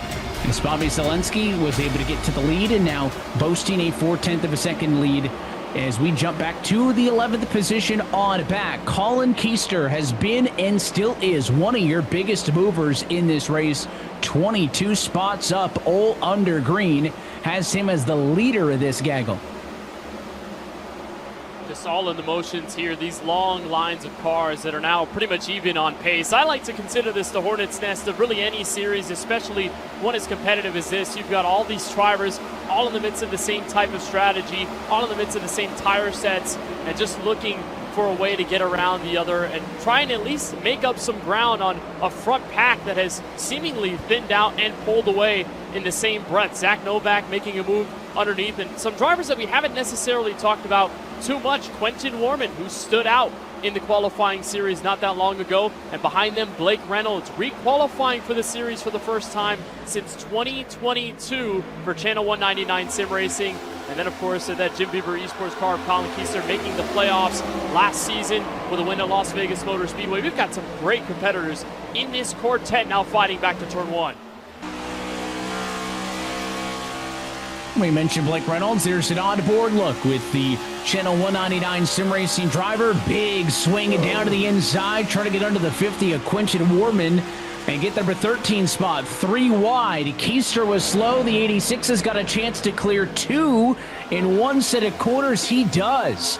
Great move for Blake Reynolds to go from the number 12 spot to, from 14th in a blink of an eye. And he'll now set his sights on the Junior Motorsports number 8 machine. That is Zach Novak in front of them. I love the aggression we're able to see, back in the pack here when we're seeing the give and take, if you will, of one pass and how it brings the pack back together and forces another one. I mean, to make 2 passes like that in one corner, you don't see it often, but these drivers are being able to make it stick on the bottom. We're seeing great racing here back in the pack. It's just a matter of being able to catch those leaders who are stretching it out. Bobby Zelensky now still with the lead. We think about 160 laps as a pretty long race for iRacing standards. And, I was on social media earlier today and hearing guys like Zach Novak saying no way he can handle 600 miles in a cup car like the real-life drivers would do this weekend. But a lot of these drivers with kind of their bearings on them, a lot of hard work they're putting in, especially knowing they haven't had a chance to rest with this race going as long as it has under green. We thought maybe with the format change and, historically, this series would run from the February timeframe all the way through, October, November on occasion. It was a long series. It was drawn out, and then they had the winter off. Thought maybe a qualifying series is in the spring for the drivers who did not have to go down there. Are they going to struggle at all? They're the best in the world, so maybe a silly question because they have been the dominant names for the most part, highlighted, of course, by Zelensky and Minter up front. There's Dylan Basin on board. Look for the RFK Racing driver in the number 25 position on the racetrack right now. He's just kind of been hovering around there all night long. Doesn't have any damage on that car. Has just kind of stayed out of a lot of the drama. And, if this was a Daytona, typical season opener location, maybe you take that top 25 spot and move on with it. But again, it is a new world without the plate track start. As we again jump around and take a look at a couple of these drivers now on board with Christopher Hill, who had been running inside, or is running inside of the top 5. So a couple of different looks throughout the field. We're about to hit lap number 100 in this race. We're at 65 to go. The longest run we saw out of anybody on stint number 1 was 68. So the bank is open. You can go to the end of the race from this point. But again, most of these drivers pitted only 40 laps ago. So I would expect we'll see them go long, Kenneth, in this middle run so that they have to put the least amount of fuel in the car on that final pit stop to get to the final distance.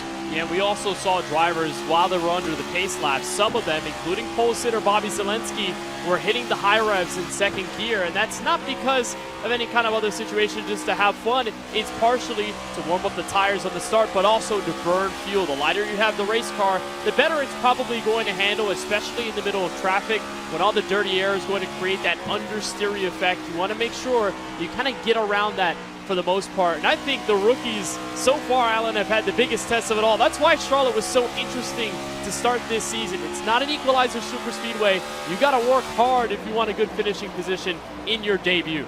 No, it's certainly a baseline to see what skill level, right? We can see with all these drivers. We saw Kenny Brady, we saw Tommy Gossett, these rookies that are in the series. Another excellent paint scheme here. The 0-1 car, I mean, just you look at it shine as it goes through those corners. I mean, we talk about adding, the paint scheme of the year. This is an early contender for Tommy Gossett and what he was able to do, making it in through free agency, told his story online and through social media and his love of competition. So it was great to see him get picked up by Inferno, and he's got a heck of a good-looking car while he's doing it. He also said he wants to be the Jimmy Spencer of the series, which is one of the more fun bio entries I have seen, and it's a good-looking paint scheme on that Vegas Inferno machine. There's his teammate Michael Guest. Tommy also shouted out the expertise of Tommy when we talked to him preseason. He said that because Guest is a veteran of the series, he's going to be able to push him to learn more and obviously adapt quicker. And Michael right now running in the number 27 position. Somebody else who's running basically exactly where he started for all the drivers on a long run who have suffered from damage early and dropped the back or picked up positions in the handfuls. Guest is just kind of right where he qualified. That's what that car has here in this season opener in the Houston Hot Chicken Toyota. That's another race car that stands out as well. Zelensky continuing to lead. His advantage is now 0.8 of a second over Tucker Minter in the number 2 spot and Connor Urashak in third, getting caught by Christopher Hill. That may be the next battle on track in the number 3 to 4 spot. Wilson in P5. Michael Cozy Jr., your big mover, 32 spots gained, is the only driver inside of the top 10 who didn't qualify inside of the top 16. I mean, he is an outlier in this running order. He's done a great job of working up forward, and we mentioned teams, how important working as a unit is, and not only great individual talent, but also running for a team championship, the way that Steven Wilson and Femi Olatunbosun did it back in 2025. It's an early case already for William Byron Esports with Hill and Minter, and then also ERA Esports with Cozy Jr. and race leader in Zelensky. But I'm keeping an eye on that 97 Chevrolet. We mentioned his long run pace is one of his strong suits. It worked for him here last season for the win, and so far he is reeling down the race leader by just a hair, only a couple hundredths of a second. But it is still more than enough to get a little bit closer, and getting close by the end of this fuel run going to be very important to put himself in the right place at the end. I was going to say Steven Wilson comfortably now in the top 5, but Connor Urashak back and attacking, but Steven Wilson able to slide up there and make that pass. We're seeing the difference in strategies, right? The difference in long-run cars versus maybe the short-run speed of Connor Urashak. We have to think about that later in this race. It has been clean and green so far. It appears the long-run cars are going to benefit, but if this does come down to any series of short runs, think about Connor Urashak and that speed. But right now, this seems to be playing into those drivers that can save their tires, have managed them well. Bobby Zelensky, Tucker Minter have shown us that throughout the night. Yeah, remember, Urashak was at one point the net leader in the race on the pit cycle, has kind of dropped all the way back to number 5 spot in that cycle in favor of guys like Minter and Zelensky who have been better. It also looks like Cozy's lost a couple spots as this run has gone on, so is that somebody else in the ERA machine who either has a short to medium run long car, or the fact that he pitted earlier also just maybe kind of fudging those numbers and obviously making him struggle quicker on the back end as those tires get to age. We did see Casey Kerwin come down pit road, the first driver in for pit stop number 2 on the afternoon.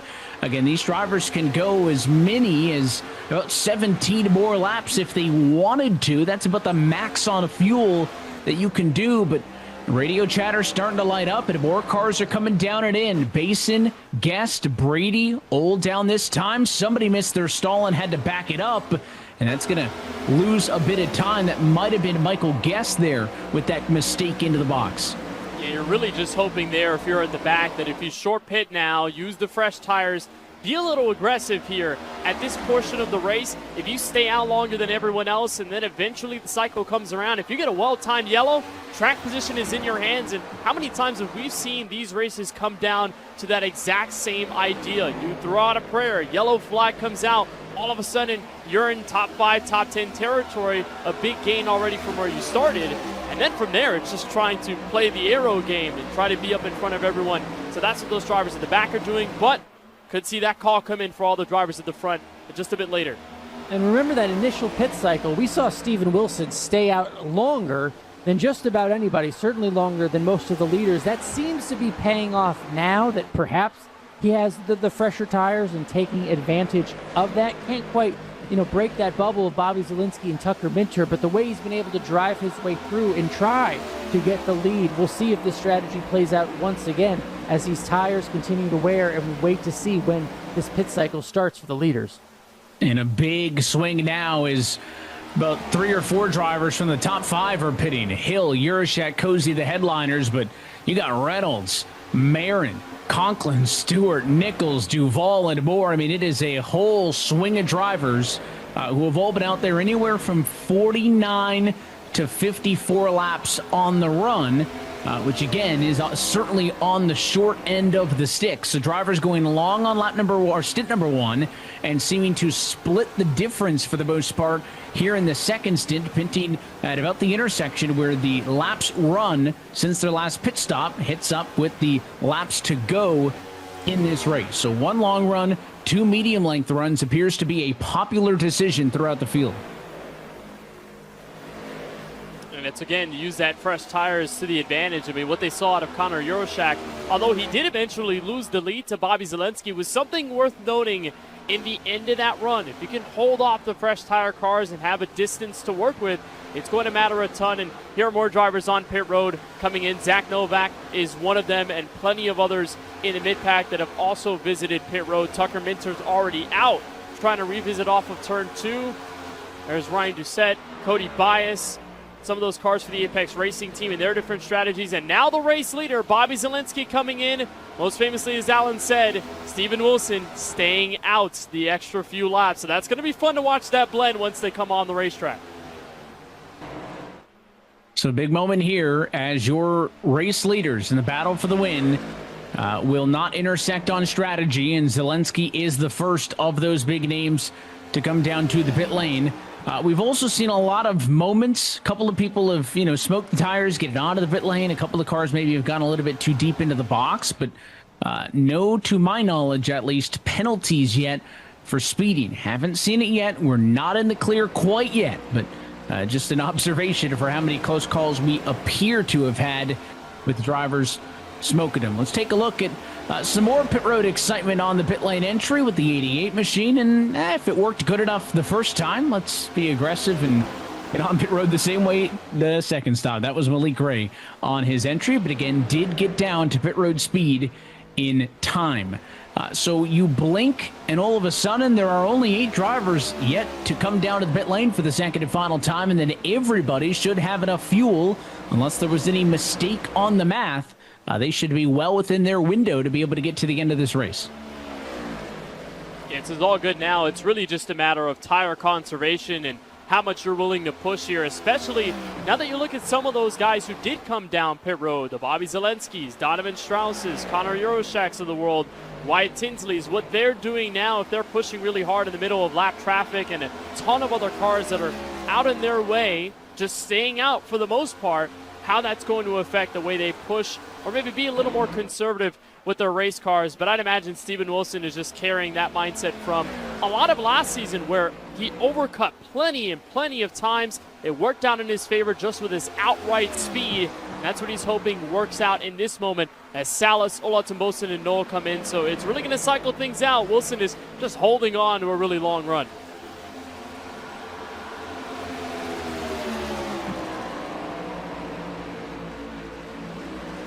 We take a look at where drivers cycle out in all of this. Bobby Zalenski, when you look at drivers who have pitted, is going to cycle out to about 4th in that cycle. So pitting a little bit later means that Minter, Hill, and Cozy have all undercut Zelensky. Now, he's going to have the slightly better tires. We'll see if head-to-head he's going to be able to get those spots back, but Zelensky has some work to do, and he's going to get right to it. Onto the bottom, through and around Michael Cozy Jr. That is for 5th position on track right now, but will eventually be the pass for 3rd. We now await only Steven Wilson and Logan Helton to come down pit road. Up front, there are other drivers who have yet to pit. It includes Parker White and Dylan Alt, but they are back in traffic and less visual in terms of the battle for the race lead. The strategy for Steven Wilson, it's just fascinating to me in terms of everyone's chasing him, like Tucker Minter there in the 97. Was that Steven Wilson? Now he has decided to pit. I was going to say he has the advantage eventually with these new tires once he puts them on, but you have to give yourself enough time for that advantage to come to fruition, and that will be later in this run at the end of the race if it should go green. So we'll see what the field can do to make up ground that Steven Wilson had put on there during this strategy. Tucker Minter looks like he should inherit the lead once everybody is in there for their pit. Just watching Wilson in the box as well. He's going to be off and away. Again, long run. Shouldn't be surprised by it, but that was the shortest pit stop that we saw from anybody with Steven Wilson. 2-tire decision, less fuel than anybody else. So Steven really shaking things up with that call. We'll see how it plays out for the Spire Motorsports car. He is back off and away. White and Alt, again, they still have to pit for the midfield, but Logan Helton getting some laps led up at the front of the field. The money lap 42 is your leader. The man who will cycle through to the lead is that Logitech number 97 of Tucker Minter. He is only 0.6 of a second ahead of Christopher Hill, who will be P2. And then it's about the same distance, just over a half second, back to Bobby Zelensky, who will cycle through to 3rd. This look right now, 2nd, 3rd, 4th, going to be 1, 2, 3 soon. Exactly like it was at the end of that first green flag run, where eventually Zelensky was able to get around Connor Euroshak, and then the William Byron Esports cars were able to slither on by. But you've added more drivers to the mix because Euroshak kind of waved in the background, but Wyatt Tinsley and Seth the Merchant and Donovan Strauss have all emerged as contenders for the win here, all on different sets of tires through different laps, and some of them even better in comparison to the leaders that we're watching right now on the speedway. So it's been really fun to see that all happen. And for Steven Wilson, caught that. It was just a balanced decision there in the wake of the moment. If he didn't take 2 tires and took less fuel than everybody else, he was going to lose way more time. He had stayed out so long, he had to compensate for a shorter pit stop. It's worked out just to keep him within some kind of striking distance. Now he's really got to have his head down and hunker with 40 to go. As here comes Zelensky looking for 2nd. Trying to get that spot up on the outside of Christopher Hill. He's going to get the job done down the back straightaways. So Zelensky now into 3rd position and 1 spot away from getting back to the top of the scoring pylon. Garrett Main says that he'll be coming down pit road this time by. We'll see if that means that the fuel number is about there for others. Again, 68 was the max on cycle number 1. Logan Helton could get another 16 laps out of this then if he really wants to force the issue. That would put us all the way to about 24 laps to go. But patently, nobody's got the fuel to be able to not come down pit road for a second time. That's just not the case. As we take a look at the midfield battle, it's been clogged up all race long. The fact that we've been green for 120 laps, Alan, hasn't mattered. They are still 3 wide, 2 wide every time we look back here.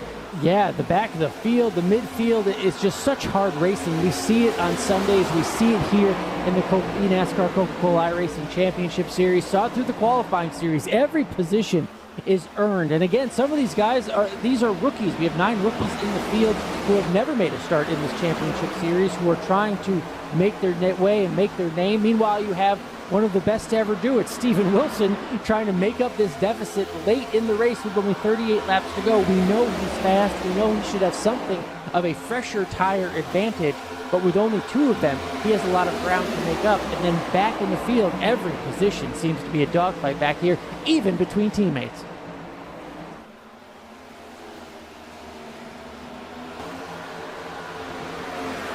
Jumping a little bit further up in the running order, that is Steven Wilson engaged in combat with Donovan Strauss. for the number 6 spot on track right now. The Williams F1 team gaming machine up top, not going to go quietly into the night as he's going to put up a fight against Steven Wilson, but the 77 machine has nearly a dozen lot better tires. It's going to be easy work for the Spire Motorsports machine. Again, I do find it a little bit interesting, the decision on the pit lane. It was a very short pit stop in the end for Steven Wilson at just 11 seconds. I went back to look at the pit stop for Donovan Strauss. He went with 4. That seemed to be the popular call, Kenneth. I was shocked, though, that Steven decided to go for only 2. He may be the only driver who did that, unless I manually look at everybody's pit stop. Most people's pit stop times would accommodate 4, except for what the 77 did. And it's exactly what I mentioned a little bit earlier, just trying to make up what could have been more lost time had he had 4 fresh tires. Let's get a look at the replay. Battle for 19th, or it looks like this is the live shot in the battle for 19th, and everyone's still going all over the place. But it was Wilson going later than everyone else. So when you do that, you end up being in a position where you could lose time all those fresh tire cars, even if they fall a lap down and there's a whole cycle that happens. You bleed more time being too far gone on the racetrack. So Wilson told himself, if I take 2, I can still give myself a shot relatively. Plus, it loosens up the car. Maybe he had an understeering condition, trying to free it up a little bit by getting the right sides only on it, on a tire stop that no one has really decided to do in a race so far, dictated by a lot of this aero game in the mid-pack and even up in front. And now a battle for second, which if it ends up being a pass for the eventual race win, could become a Coca-Cola move of the race. We'll see. Zelensky is there. Lost a little bit of ground that time at 1 and 2. They both navigate the lapped traffic of Blaze Crawford. What a rough night it's been for that Coca-Cola machine. Started 12th, got the damage off of the bat, and it has just been miserable for him since then, as he's back in the number 38 spot. They get around him, and now Zelensky can tee it up once more, trying to challenge for what is currently second, but should become the lead not too long from now. Zelensky right up on the fence. Minter picking the center of the corner that time through 1 and 2. And this is the hardest part to deal with. Lap traffic, drivers especially parking it on the inside. If it's the preferred lane, you don't necessarily have it, so you have to find a way around in clean air.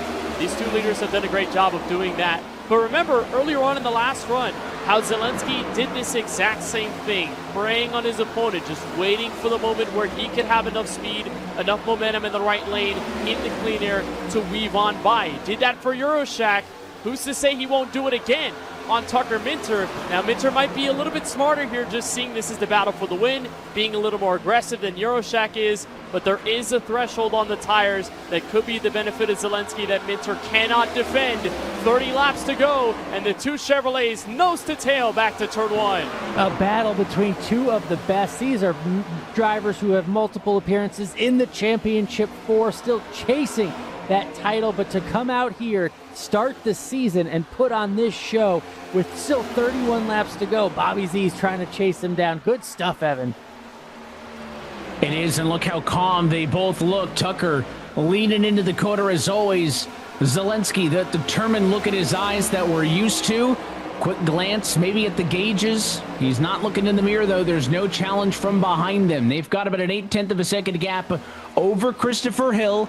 If this battle gets side by side now for extended period of time, then you got to start talking about third man in on the fight. If somebody else closes the gap. Here's a look now to the inside for Zelensky. Washes up off of the line, can't hold it there. Minter squeaks back around the top side and now shuts the door. And that was the first time, Evan, that we saw Minter use the very bottom of the racetrack, and he paid the price. He wiggled the car at the exit of 2, lost a bit of speed, and it allowed Zelensky to get right back in it to charge on the inside. Both of them taking the high side. Minter trying to block through the air, and he does so right now. Stays ahead by at least a car length or so. We know the passes on the bottom have been harder to come by once the rubber gets into the racetrack. Zelensky's doing all that he can, but he's got wasted time in this moment in that first attempt. And does he push his tires too far? Could Christopher Hill make a move in third? It's clear that the better car is Zelensky by at least a slim margin, but Minter using the advantage of the track position and then literally physically positioning that car to make life difficult for the number 22 behind him. Zelensky again way to the outside. That's where he gets the speed, but the 97 has done a good job not letting him get to his outside. Look at that, Bobby trying to go above the 97 instead of below him. Got a bit of the fence that time into turn number 1. He wants to get outside of the 97. Minter's going to slide up and shut the door, knowing how critical that is. He's mirror driving now down the back straight, and we've still got 27 to go. Here he goes.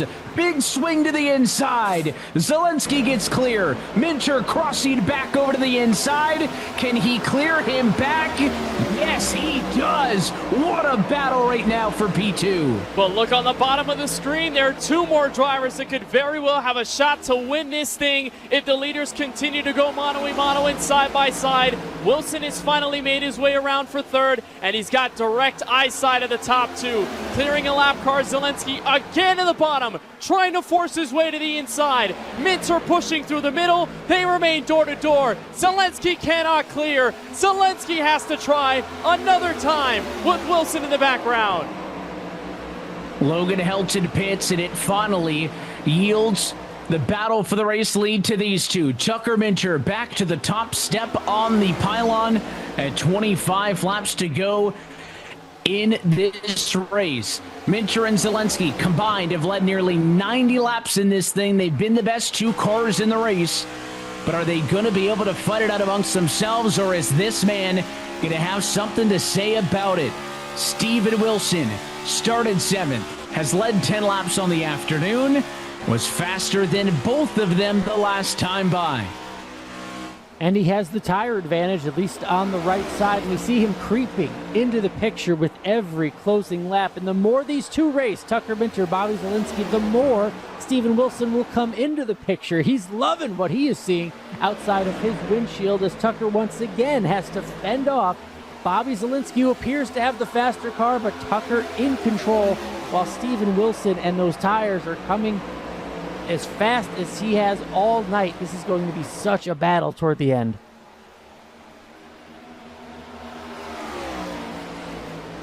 Zelensky again trying to get to the inside, but Minter knows how powerful that run on the outside of the corner is. And, you know, Bobby understands the game that's being played here as well. He made that big slide job move on the 97, got up in front of him, but when Minter was able to cross him back over, then the 22 couldn't hold the position. Bobby, if this pace maintains, clearly is going to have to do the same move on the bottom, but then get up in front of the 97 and block so he can't get back around him. Or, with how close these cars are running to the walls, Zelensky mainly, who's up on the fence every single lap, is one of them going to make a mistake? You can see from the blimp, Wilson now within 0.4 of a second of the leaders. Christopher Hill in 4th has dropped out of the picture for the moment. This time by 21 laps to go from the Charlotte Motor Speedway. You know, it's one of those things where if you're Bobby Zelensky, you're going a bit frustrated. You know you have a fast car. You know you can get around Tucker Minter. You just haven't been able to do it yet with this aero wash, with all the lines being played. But then if Zelensky was in the same position as Minter, he would do the same thing. He would be blocking in the middle. He would be doing everything in his power to take the lines away. So it's just that kind of thing of this is how the racing works in this era of Coke Championship Series racing. And now Wilson, although he's edged a little bit closer, he's got into these top 2. How can he differentiate himself? How much faster is his car? And is this a full-on replay, Evan, of last season's Charlotte race with at least 3 or more contenders in the fight for the win inside the final 20 on tire strategy? Certainly feels like it is, and here's the battle cam from on board with Steven Wilson. The gap is down to now 0.4, maybe 3, as he tries to close the gap. Lost a little bit the last time by to the leaders. Now Zelensky and Minter, obviously, if they run single file like this, it may better their odds of not getting caught, but if they go side by side, Wilson's going to close the gap. Minter got a little bit sideways, that time off at 2. Here comes Bobby now down to the bottom again. No big charge. He'll draw even with the 97, But Minter's going to get the better run off of the 24 degrees of bacon. He doesn't clear him back, though, that time. They will stay side by side. Zelensky even. Now clear in the center of the turn. What does Minter do off of turn 2? He's got the run, but is it enough for a crossover? It's not this time. New leader once more. Bobby Zelensky goes back to the point. Perfect placement from Bobby Zelensky. The first slider attempt was a heave. He threw it in there. He knew Minter was going to have a run to the inside for the race lead and get back at him at the exit of the corner. But that time, clear, very composed, slid up at the right time. Minter was right getting into the gas at that point. So by that moment, that's when Zelensky can start to pull away. And now even better for the ERA Esports Chevrolet, Steven Wilson is there, and Steven Wilson is hunting inside for second. Yeah, it's a question of how much of the good did Bobby Zelensky, did Tucker Minter use in that long battle. If Steven Wilson can make quick work of Tucker Minter here, I'd be very worried if I were that 22 car of Bobby Zelensky. The champ is coming right now, but as he has been all night, Tucker Minter, hard to pass, staying hard out there on the outside and trying to keep Steven Wilson behind him, making nothing of this easy as he cuts down in front as they go down the backstretch. Gonna have to do the same song and dance that he just watched these two guys do for the better part of 2 or 3 dozen laps. Wilson there on the bottom, even with Minter. Likely going to try to get clear now as they get center off of the turns 1 and 2 complex. On the bottom, there it is. Gas is up. He's going to have to get off the throttle. Pulls up in front of the 97, and a mirrored image out of what we saw at Zelensky is going to put Steven Wilson into the number 2 spot. So now, 2/10, 14 laps. Can Wilson do anything with Zelensky out in front and who's got the clean air? And you can tell Minter is starting to struggle a little bit on his setup Goodyear Eagles. That car, he was pushing hard to defend on Zelensky. Those were 2 moments, opportunistic for Zelensky and Wilson, where it's mid-corner of the apex where they slide right in front, and that's exactly what you need. Can't be too far up the racetrack, can't be too low. You have to be directly in the center of the car that's right behind you when you make that pass. And Minter has to play a bit of damage control here inside 15 laps to go. But if you're Zelensky, you're keenly watching what Steven Wilson is doing. And as a race car driver, 2 tires can sometimes feel a little bit like you're unstoppable when you've got more rotation at this point of the run, and you can just feel that you are a bit faster than the driver in front, especially when you know a win is on the cards.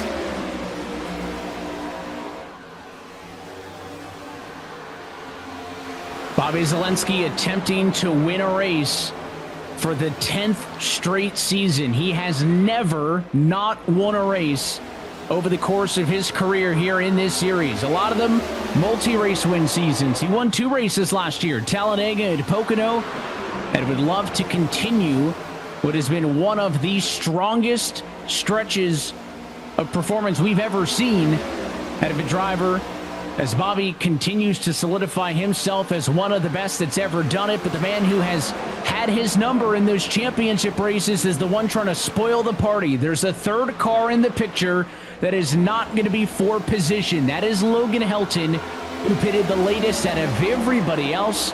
He's trying to unlap himself from 34th and needs to have some urgency in doing so, because if we get a yellow, he would be able to pit with the leaders if he's a lead lap car versus being the first car 1 lap down and needing a wave around. So there will be some urgency in Logan Helton trying to get around these 2. And that's tough if you're Steven Wilson, because we know what Logan's his motivation is right now, but you don't want to be racing the car a lap down if you're Steven Wilson and trying to catch Bobby Zelensky. We've seen a lot out of Steven Wilson today. We've really never seen him take the lead, though, during a pit cycle, so we haven't seen him battle for the lead quite yet. That's what we're hoping to see here. But that lap car, who's trying to get his lap back, Logan Helton, could play a factor here. And again, these drivers not on the same strategy either, which I think is important to note. When Zelensky came down to the pit lane, it was a 4-tire stop. When Wilson came down to the pit lane, it's a 2-tire stop. A little bit miraculous to me that Wilson's able to do this on the 2. Less fuel, less tires, equal chance right now, 9 laps to go. again, it just also comes down to the lap at which he pit. He overcut tremendously all the rest of the competition, and yeah, he had to take 2 less tires than the rest of the field, but of course, look where it's gotten him, from the skill that Wilson has naturally to the 2 fresh tires on the side of the race car. 2 is better than none. So at that point, you can still use the fresh grip to your advantage. As we watch the 2 William Byron Esports teammates go at it, I mean, still, what an illustrious night for them two. If they can both capture a top 5 in the first race of the season and try to build on an overall team's championship as Hill joins that group. It's just crazy to watch the story, though, between the top 2 leaders and how Zelensky, 18 wins, 3rd on the all-time wins list. Wilson, who has quickly ascended up that board and is now trying to tie him. That is what's at stake. Either Zelensky getting 1 more on Wilson or Wilson tying Zelensky on the all-time win leader. That's going to be cool. And these are drivers that have already cemented a place in history in this eNASCAR Coca-Cola iRacing Championship Series, that it is an absolute treat to watch 2 of the best all-time in their prime duke it out like we're seeing right here tonight as we kick off the 17th season of the top esport level here with Oval Sim Racing on the iRacing platform. Going to be 6 to go this time by. The gap kind of even. Make it 4 car lengths at the stripe. Some laps go in favor of the 22. Others swinging in favor of the 77. Also just looking out in front of these drivers, Jordi Lopez is maybe a full turn ahead of them, so lap traffic could be a factor depending on how much they catch him. And in the number 3 spot, it is still Christopher Hill at 1 second back, not currently a threat. It also appears Logan Helton is not going to force the issue. He has backed off despite being faster to allow these 2 to fight it out.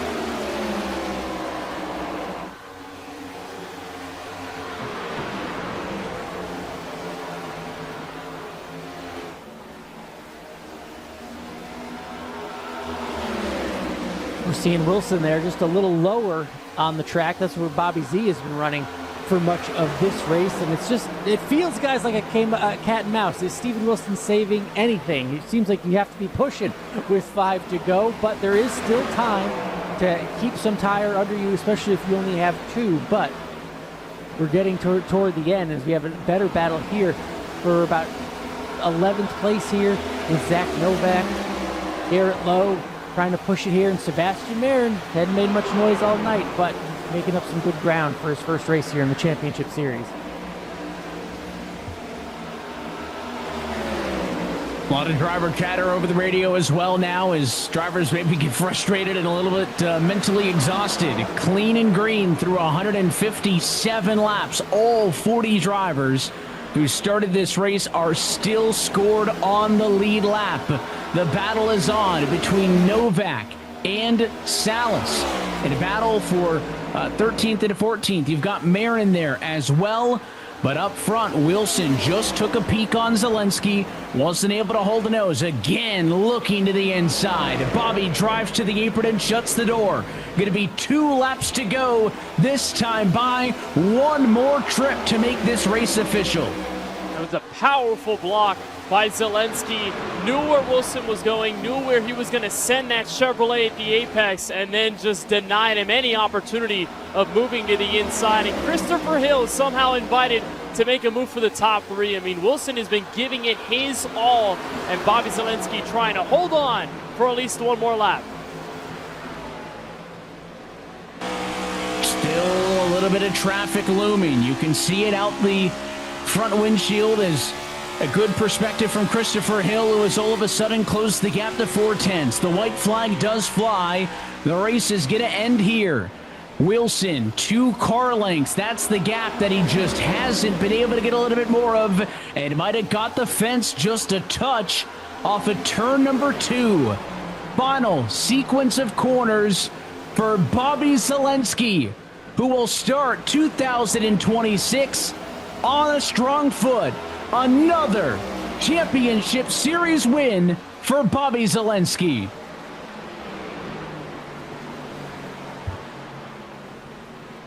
Stone face, not so much celebration for Bobby Z. He wants to get this done. He's on a championship march, and it's starting already. The only thing left to do is win that title, and he started off very good this season. Pole and a victory. We talked a lot about what's new in 2026. New format, new faces, new teams. What isn't new about the 2026 season is now it is the 11th consecutive year where this man has taken home a race win. The celebration is on in Charlotte. This winning moment is brought to you by Coca-Cola, the official fan refreshment of eNASCAR, as Bobby Zalenski kicks off the 2026 eNASCAR Coca-Cola iRacing Championship Series with a win in the Coca-Cola 160.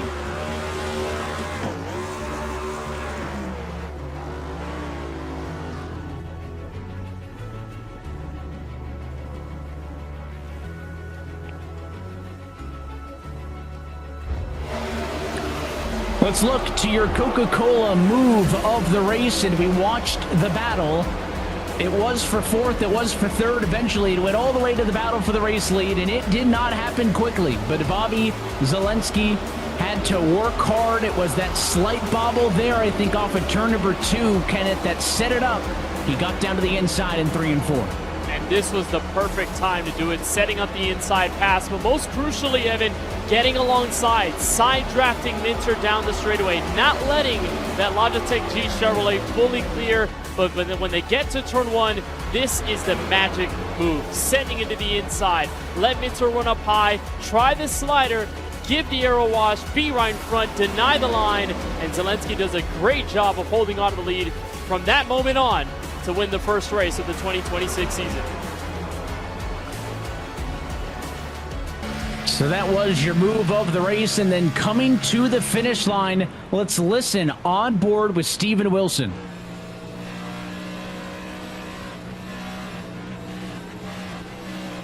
That is on throttle, and that is out of fuel. That thing started sputtering off at turn 4. It allows Christopher Hill to make a last-moment pass for second. Wilson will come home in third. We knew he had gone shorter on the fuel again. His pit stop was only 11 seconds. That was 3 full seconds shorter than nearly anybody else. I think only Femi Olatunbosun tried to pull the same strategy. So Wilson, unable to make it to the end out of fuel, will coast across the line to finish in the number 3 spot. But Bobby Zalenski parking on the front straightaway as he collects career race victory in this season, or in this series, I should say, number 19, still third on the all-time list. We take a look at your full race results. The margin of victory ends up at a half a second for Zalenski over Hill, and then Wilson. We'll try to get a word with some of those drivers in just a moment. Tucker Minter ends up in the number 4 spot. He cannot repeat as a Charlotte race winner, but was still competitive, and that was no surprise. Tinsley ends up inside of the top 5 with Donovan Strauss, a quiet P6. Seth the Merchant in 7th. Michael Cozy Jr. ends the night as your biggest mover, 30 positions gained to finish in 8th. Connor Urashak is 9th, and Blake Reynolds in his return, P10. Vicente Salas in the 11th spot, Garrett Lowe behind him in 12th. Zach Novak, among some of those drivers in a pretty hefty battle for position late, is 13th. Rookie Sebastian Marin in his first start, it's 14th. Sean Conklin the same, a top 15 run at the end. Femi Olatunbosun 16th. Quentin Warman 17th. Dylan Duval ends up in the 18th spot with Malik Ray and Ryan Luza bringing in the end of the top 20. That brings you halfway home. 21st in this race, we'll go to Nate Stewart with Colin Keister in 22nd. Matthew Morton, Dylan Basin, and Casey Kerwin end up in the number 25 spot in this race. Jake Nichols ends up in 26th. Cody Bias, 27th. A decent pickup for Kenny Brady. He'll settle for 29th with Gossett and Falkingham, your top 30. And the rest of the field, a lot of them had front-end nose damage or rear damage early in the race and just could not recover. That includes drivers like Blaze Crawford, like Parker White. Had a hard time getting around. Same deal for Garrett Maines. And they close out tonight's field for the first race of the season here from Charlotte. And a DNF counter of 0. All 40 drivers make it to the end of the longest race of the season. 1 down, 12 to go. Just like that, we are off and away here in 2026 as Bobby Zalenski claims victory. Let's talk with your race winner. Hand things off to you, Alan. Bobby Zalenski, a winner once again. You started on the pole, you finished first, but everything in between, it was not easy, my friend. Let's talk about the battle with Tucker Minter and then potentially at the end with Steven Wilson. What made that so difficult for you? I mean, it's the clean air. I was also really killing myself trying to pass Tucker because I saw Steven coming. He did the 2 tire strat, which surprised he made it work so well on those left sides. But I knew he was on his way, and I was really desperate just to get cleaner on Tucker because I had a tire advantage on him. I'd been leading most of the race, but Tucker's trying to win too, and it's just I was hoping we wouldn't slow each other down so much to both lose the win there. But thankfully, I had enough tire in it to battle Steven, and it was just a lot of mind games there. Just like the Real Cup Series, trying to aero block. We have a little different aero model where if they get up right up on your bumper, you as the leader you get loose. So I was trying to avoid that, and he was sending it. So I just I'm really really grateful, happy to get a win. First race of the year with new season with ERA Sports. All those guys there are really cool, and gosh, this couldn't have went any better. Caution free, went out and just won it on merit. Had the pole. I could not have wanted more. This is fantastic. Evan mentioned how long you've been doing this in terms of different cars, different eras, what have you, different competition. You have won in more than 10 straight seasons. How do you do this, Bobby? How do you keep evolving and keeping yourself at the top of the game? It's just what I do. I don't, I'm a racer. I've been a racer since birth. I mentioned in the free race, like I love to race in real life and on the sim one day. And, this is just what I know. It's what I'm best at. It's what I love to do. I remember saying in preseason questions, like, why do you do this? I'm like, this is still a lot of fun to do. It's, it can be bad.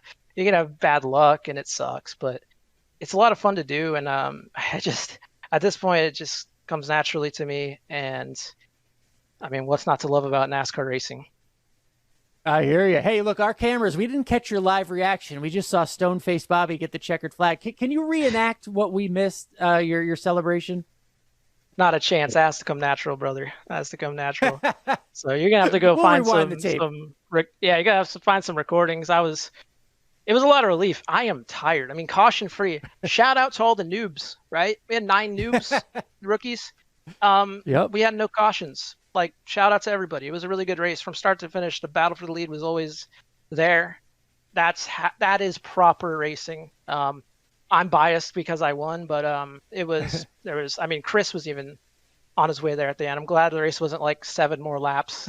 So I would have been passed by Chris probably. Hey, shout out to the noobs. Watch Bobby Z. That is how it's done. Watch the veteran. Congrats, Bobby. We'll see you next time. And now joined by the second place finisher, Christopher Hill. Christopher, what a start to this 2026 season here at Charlotte. But yet to pass Steven Wilson, who ran out of fuel on the final lap. You were right in it, possibly for the win, had it gone longer. What were you seeing there in that final stint and wrangling this Chevrolet on old tires to the end?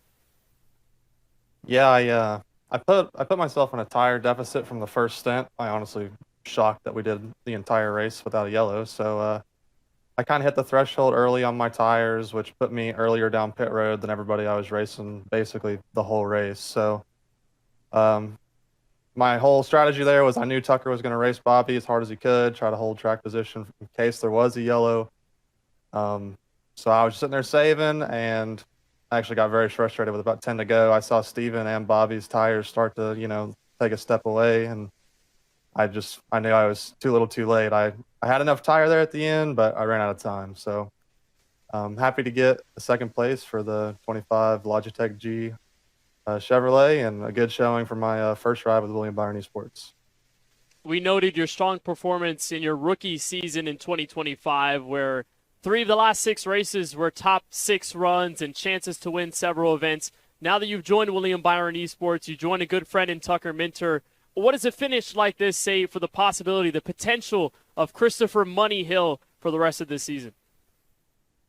I feel pretty good. I mean, at the end of last year, I felt great, and I'm glad to see it's transferred over to this season. And I thought there in the first little part of the race it'd be between Tucker and I for the win. So I think it bodes well for Tucker and I's chance at the team title this year. Well, Christopher, a great finish tonight here in the Coca-Cola 160. Congratulations on the runner-up finish. We'll see you in the field at Echo Park Speedway in just a few weeks. Thank you, guys. Steven Wilson, 3rd place tonight. It looked like you may have been in contention for the win, so take us through the strategy. Many times throughout this night, the strategy got you to the lead, and it looked like you were contending there at the end. What made the difference, though, for you? Yeah, we were going for a little off strategy there, taking 2 tires on that last pit stop, seeing what would work, trying to get a quick pit stop. Kind of just died off at the end. We left side tires were wearing a lot, and kind of just lost a little speed there at the end to get to Bobby, got too tight. So I got Hocevar on the phone. He's trying to tell me what to say. He wants me to thank. We're going to thank Zico, the fueler, for the quick pit stops. Got to thank Luke, the crew chief, for the calls. We had a really good piece out here tonight in the 77 Spire Motorsports Spire Motorsports Chevy. Thank you, TWG, everyone at Spire Graphics for the paint scheme. Appreciate that. And, yeah, it was pretty fun tonight. Good start. 3rd place. We'll take it and move on. Hey, shout out to Hocevar for watching us. What did he think of the 2-tire call? Did you run out of gas there? Was it a little too quick, that final pit stop? Carson, they're asking, what do you think about the 2 tires? Well, you didn't win, so I don't know if it was worth it or not, but I wish we had a lot more pace. If the driver was able to put it together right now, we wouldn't have had to do 2 tires. We could have just done 4 and won the race. But, my suggestion would be we get an F1 wheel, because that would maybe... right now we're first in class. Yeah, we're first in class. First on an oval wheel. Top 2 at Formula Rims. Yep. So that might be what we're missing. I've got one. I got to go get it. Maybe that'll give me another 10th here. Yeah, we had a good piece. I think I was just going out on a limb with the 2 tires. Maybe didn't have to do it. I think we were pretty fast there, but give it a go. Hey, well, shout out to Carson. He can use a little of that Chili's Talladega money and get you a new rim over there. But Steven Wilson, good start to the season regardless. We'll see you next time, man. Thank you, guys. See you later. Big thanks to our top 3 for giving us some time there and the insights. Maybe that's something to be said. I mean, we've slowly seen that Formula rim, right? First, we saw drivers using it on the road courses a couple years ago, and then we found it a little peculiar that some drivers started doing it everywhere.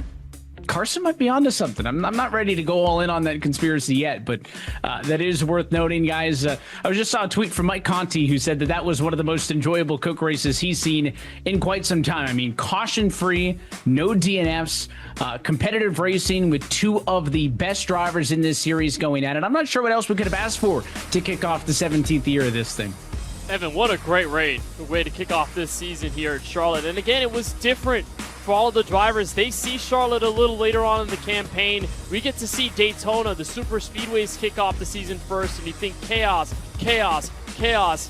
For all the rookies, all the veterans, everyone had to deal with such a very hard, grueling race tonight and the longest of the season. Alan, I think it probably was the perfect storm to brew up a very good start, and what a way for it to happen with Bobby Zalenski out-dueling some of the best class of this field to be able to win it. I can't wait to hear from some of the rookies, noobs, Bobby Zalenski called them, because that's how you get it done. A race like that without caution, 160 laps, and the cream of the crop absolutely rose to the top tonight. Tucker Minter, Chris Hill, Bobby Z, Steven Wilson. I mean, the best of the best. That's how you do it, young people, rookies. So get to it. There's going to be a lot of nuance we'll talk about over these next couple of weeks. The fact that the segments are short and the segment bonuses and all those things that make this championship series what it is.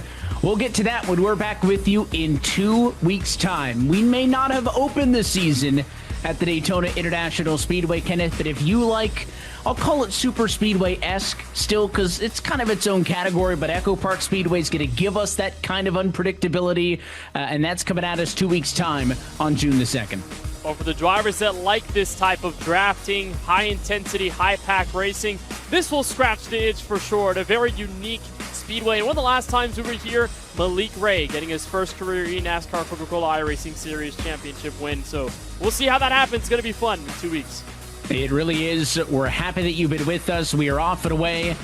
And now 12 races to go until we crown a champion. That is it for us here tonight from Charlotte. On behalf of our entire team, from iRacing, our remote crew, for everybody at NASCAR as well, and of course for your broadcast team tonight. For Ryan Vargas and James Pike on Countdown to Green, for Alan Cavana, Kenneth Bueno, and myself, Evan Pasoko. I want to say thanks for being a part of it with us, and congratulations go to a familiar face in victory lane. Yet another race victory for Bobby Zalenski as he continues to mark himself as the third winningest driver in series history. We're back in 2 weeks' time. That's Tuesday, June 2nd, from iRacing's virtual Echo Park Speedway. That race and every race of the eNASCAR Coca-Cola iRacing Championship Series can be found right here on the iRacing Esports Network. Good night from Charlotte.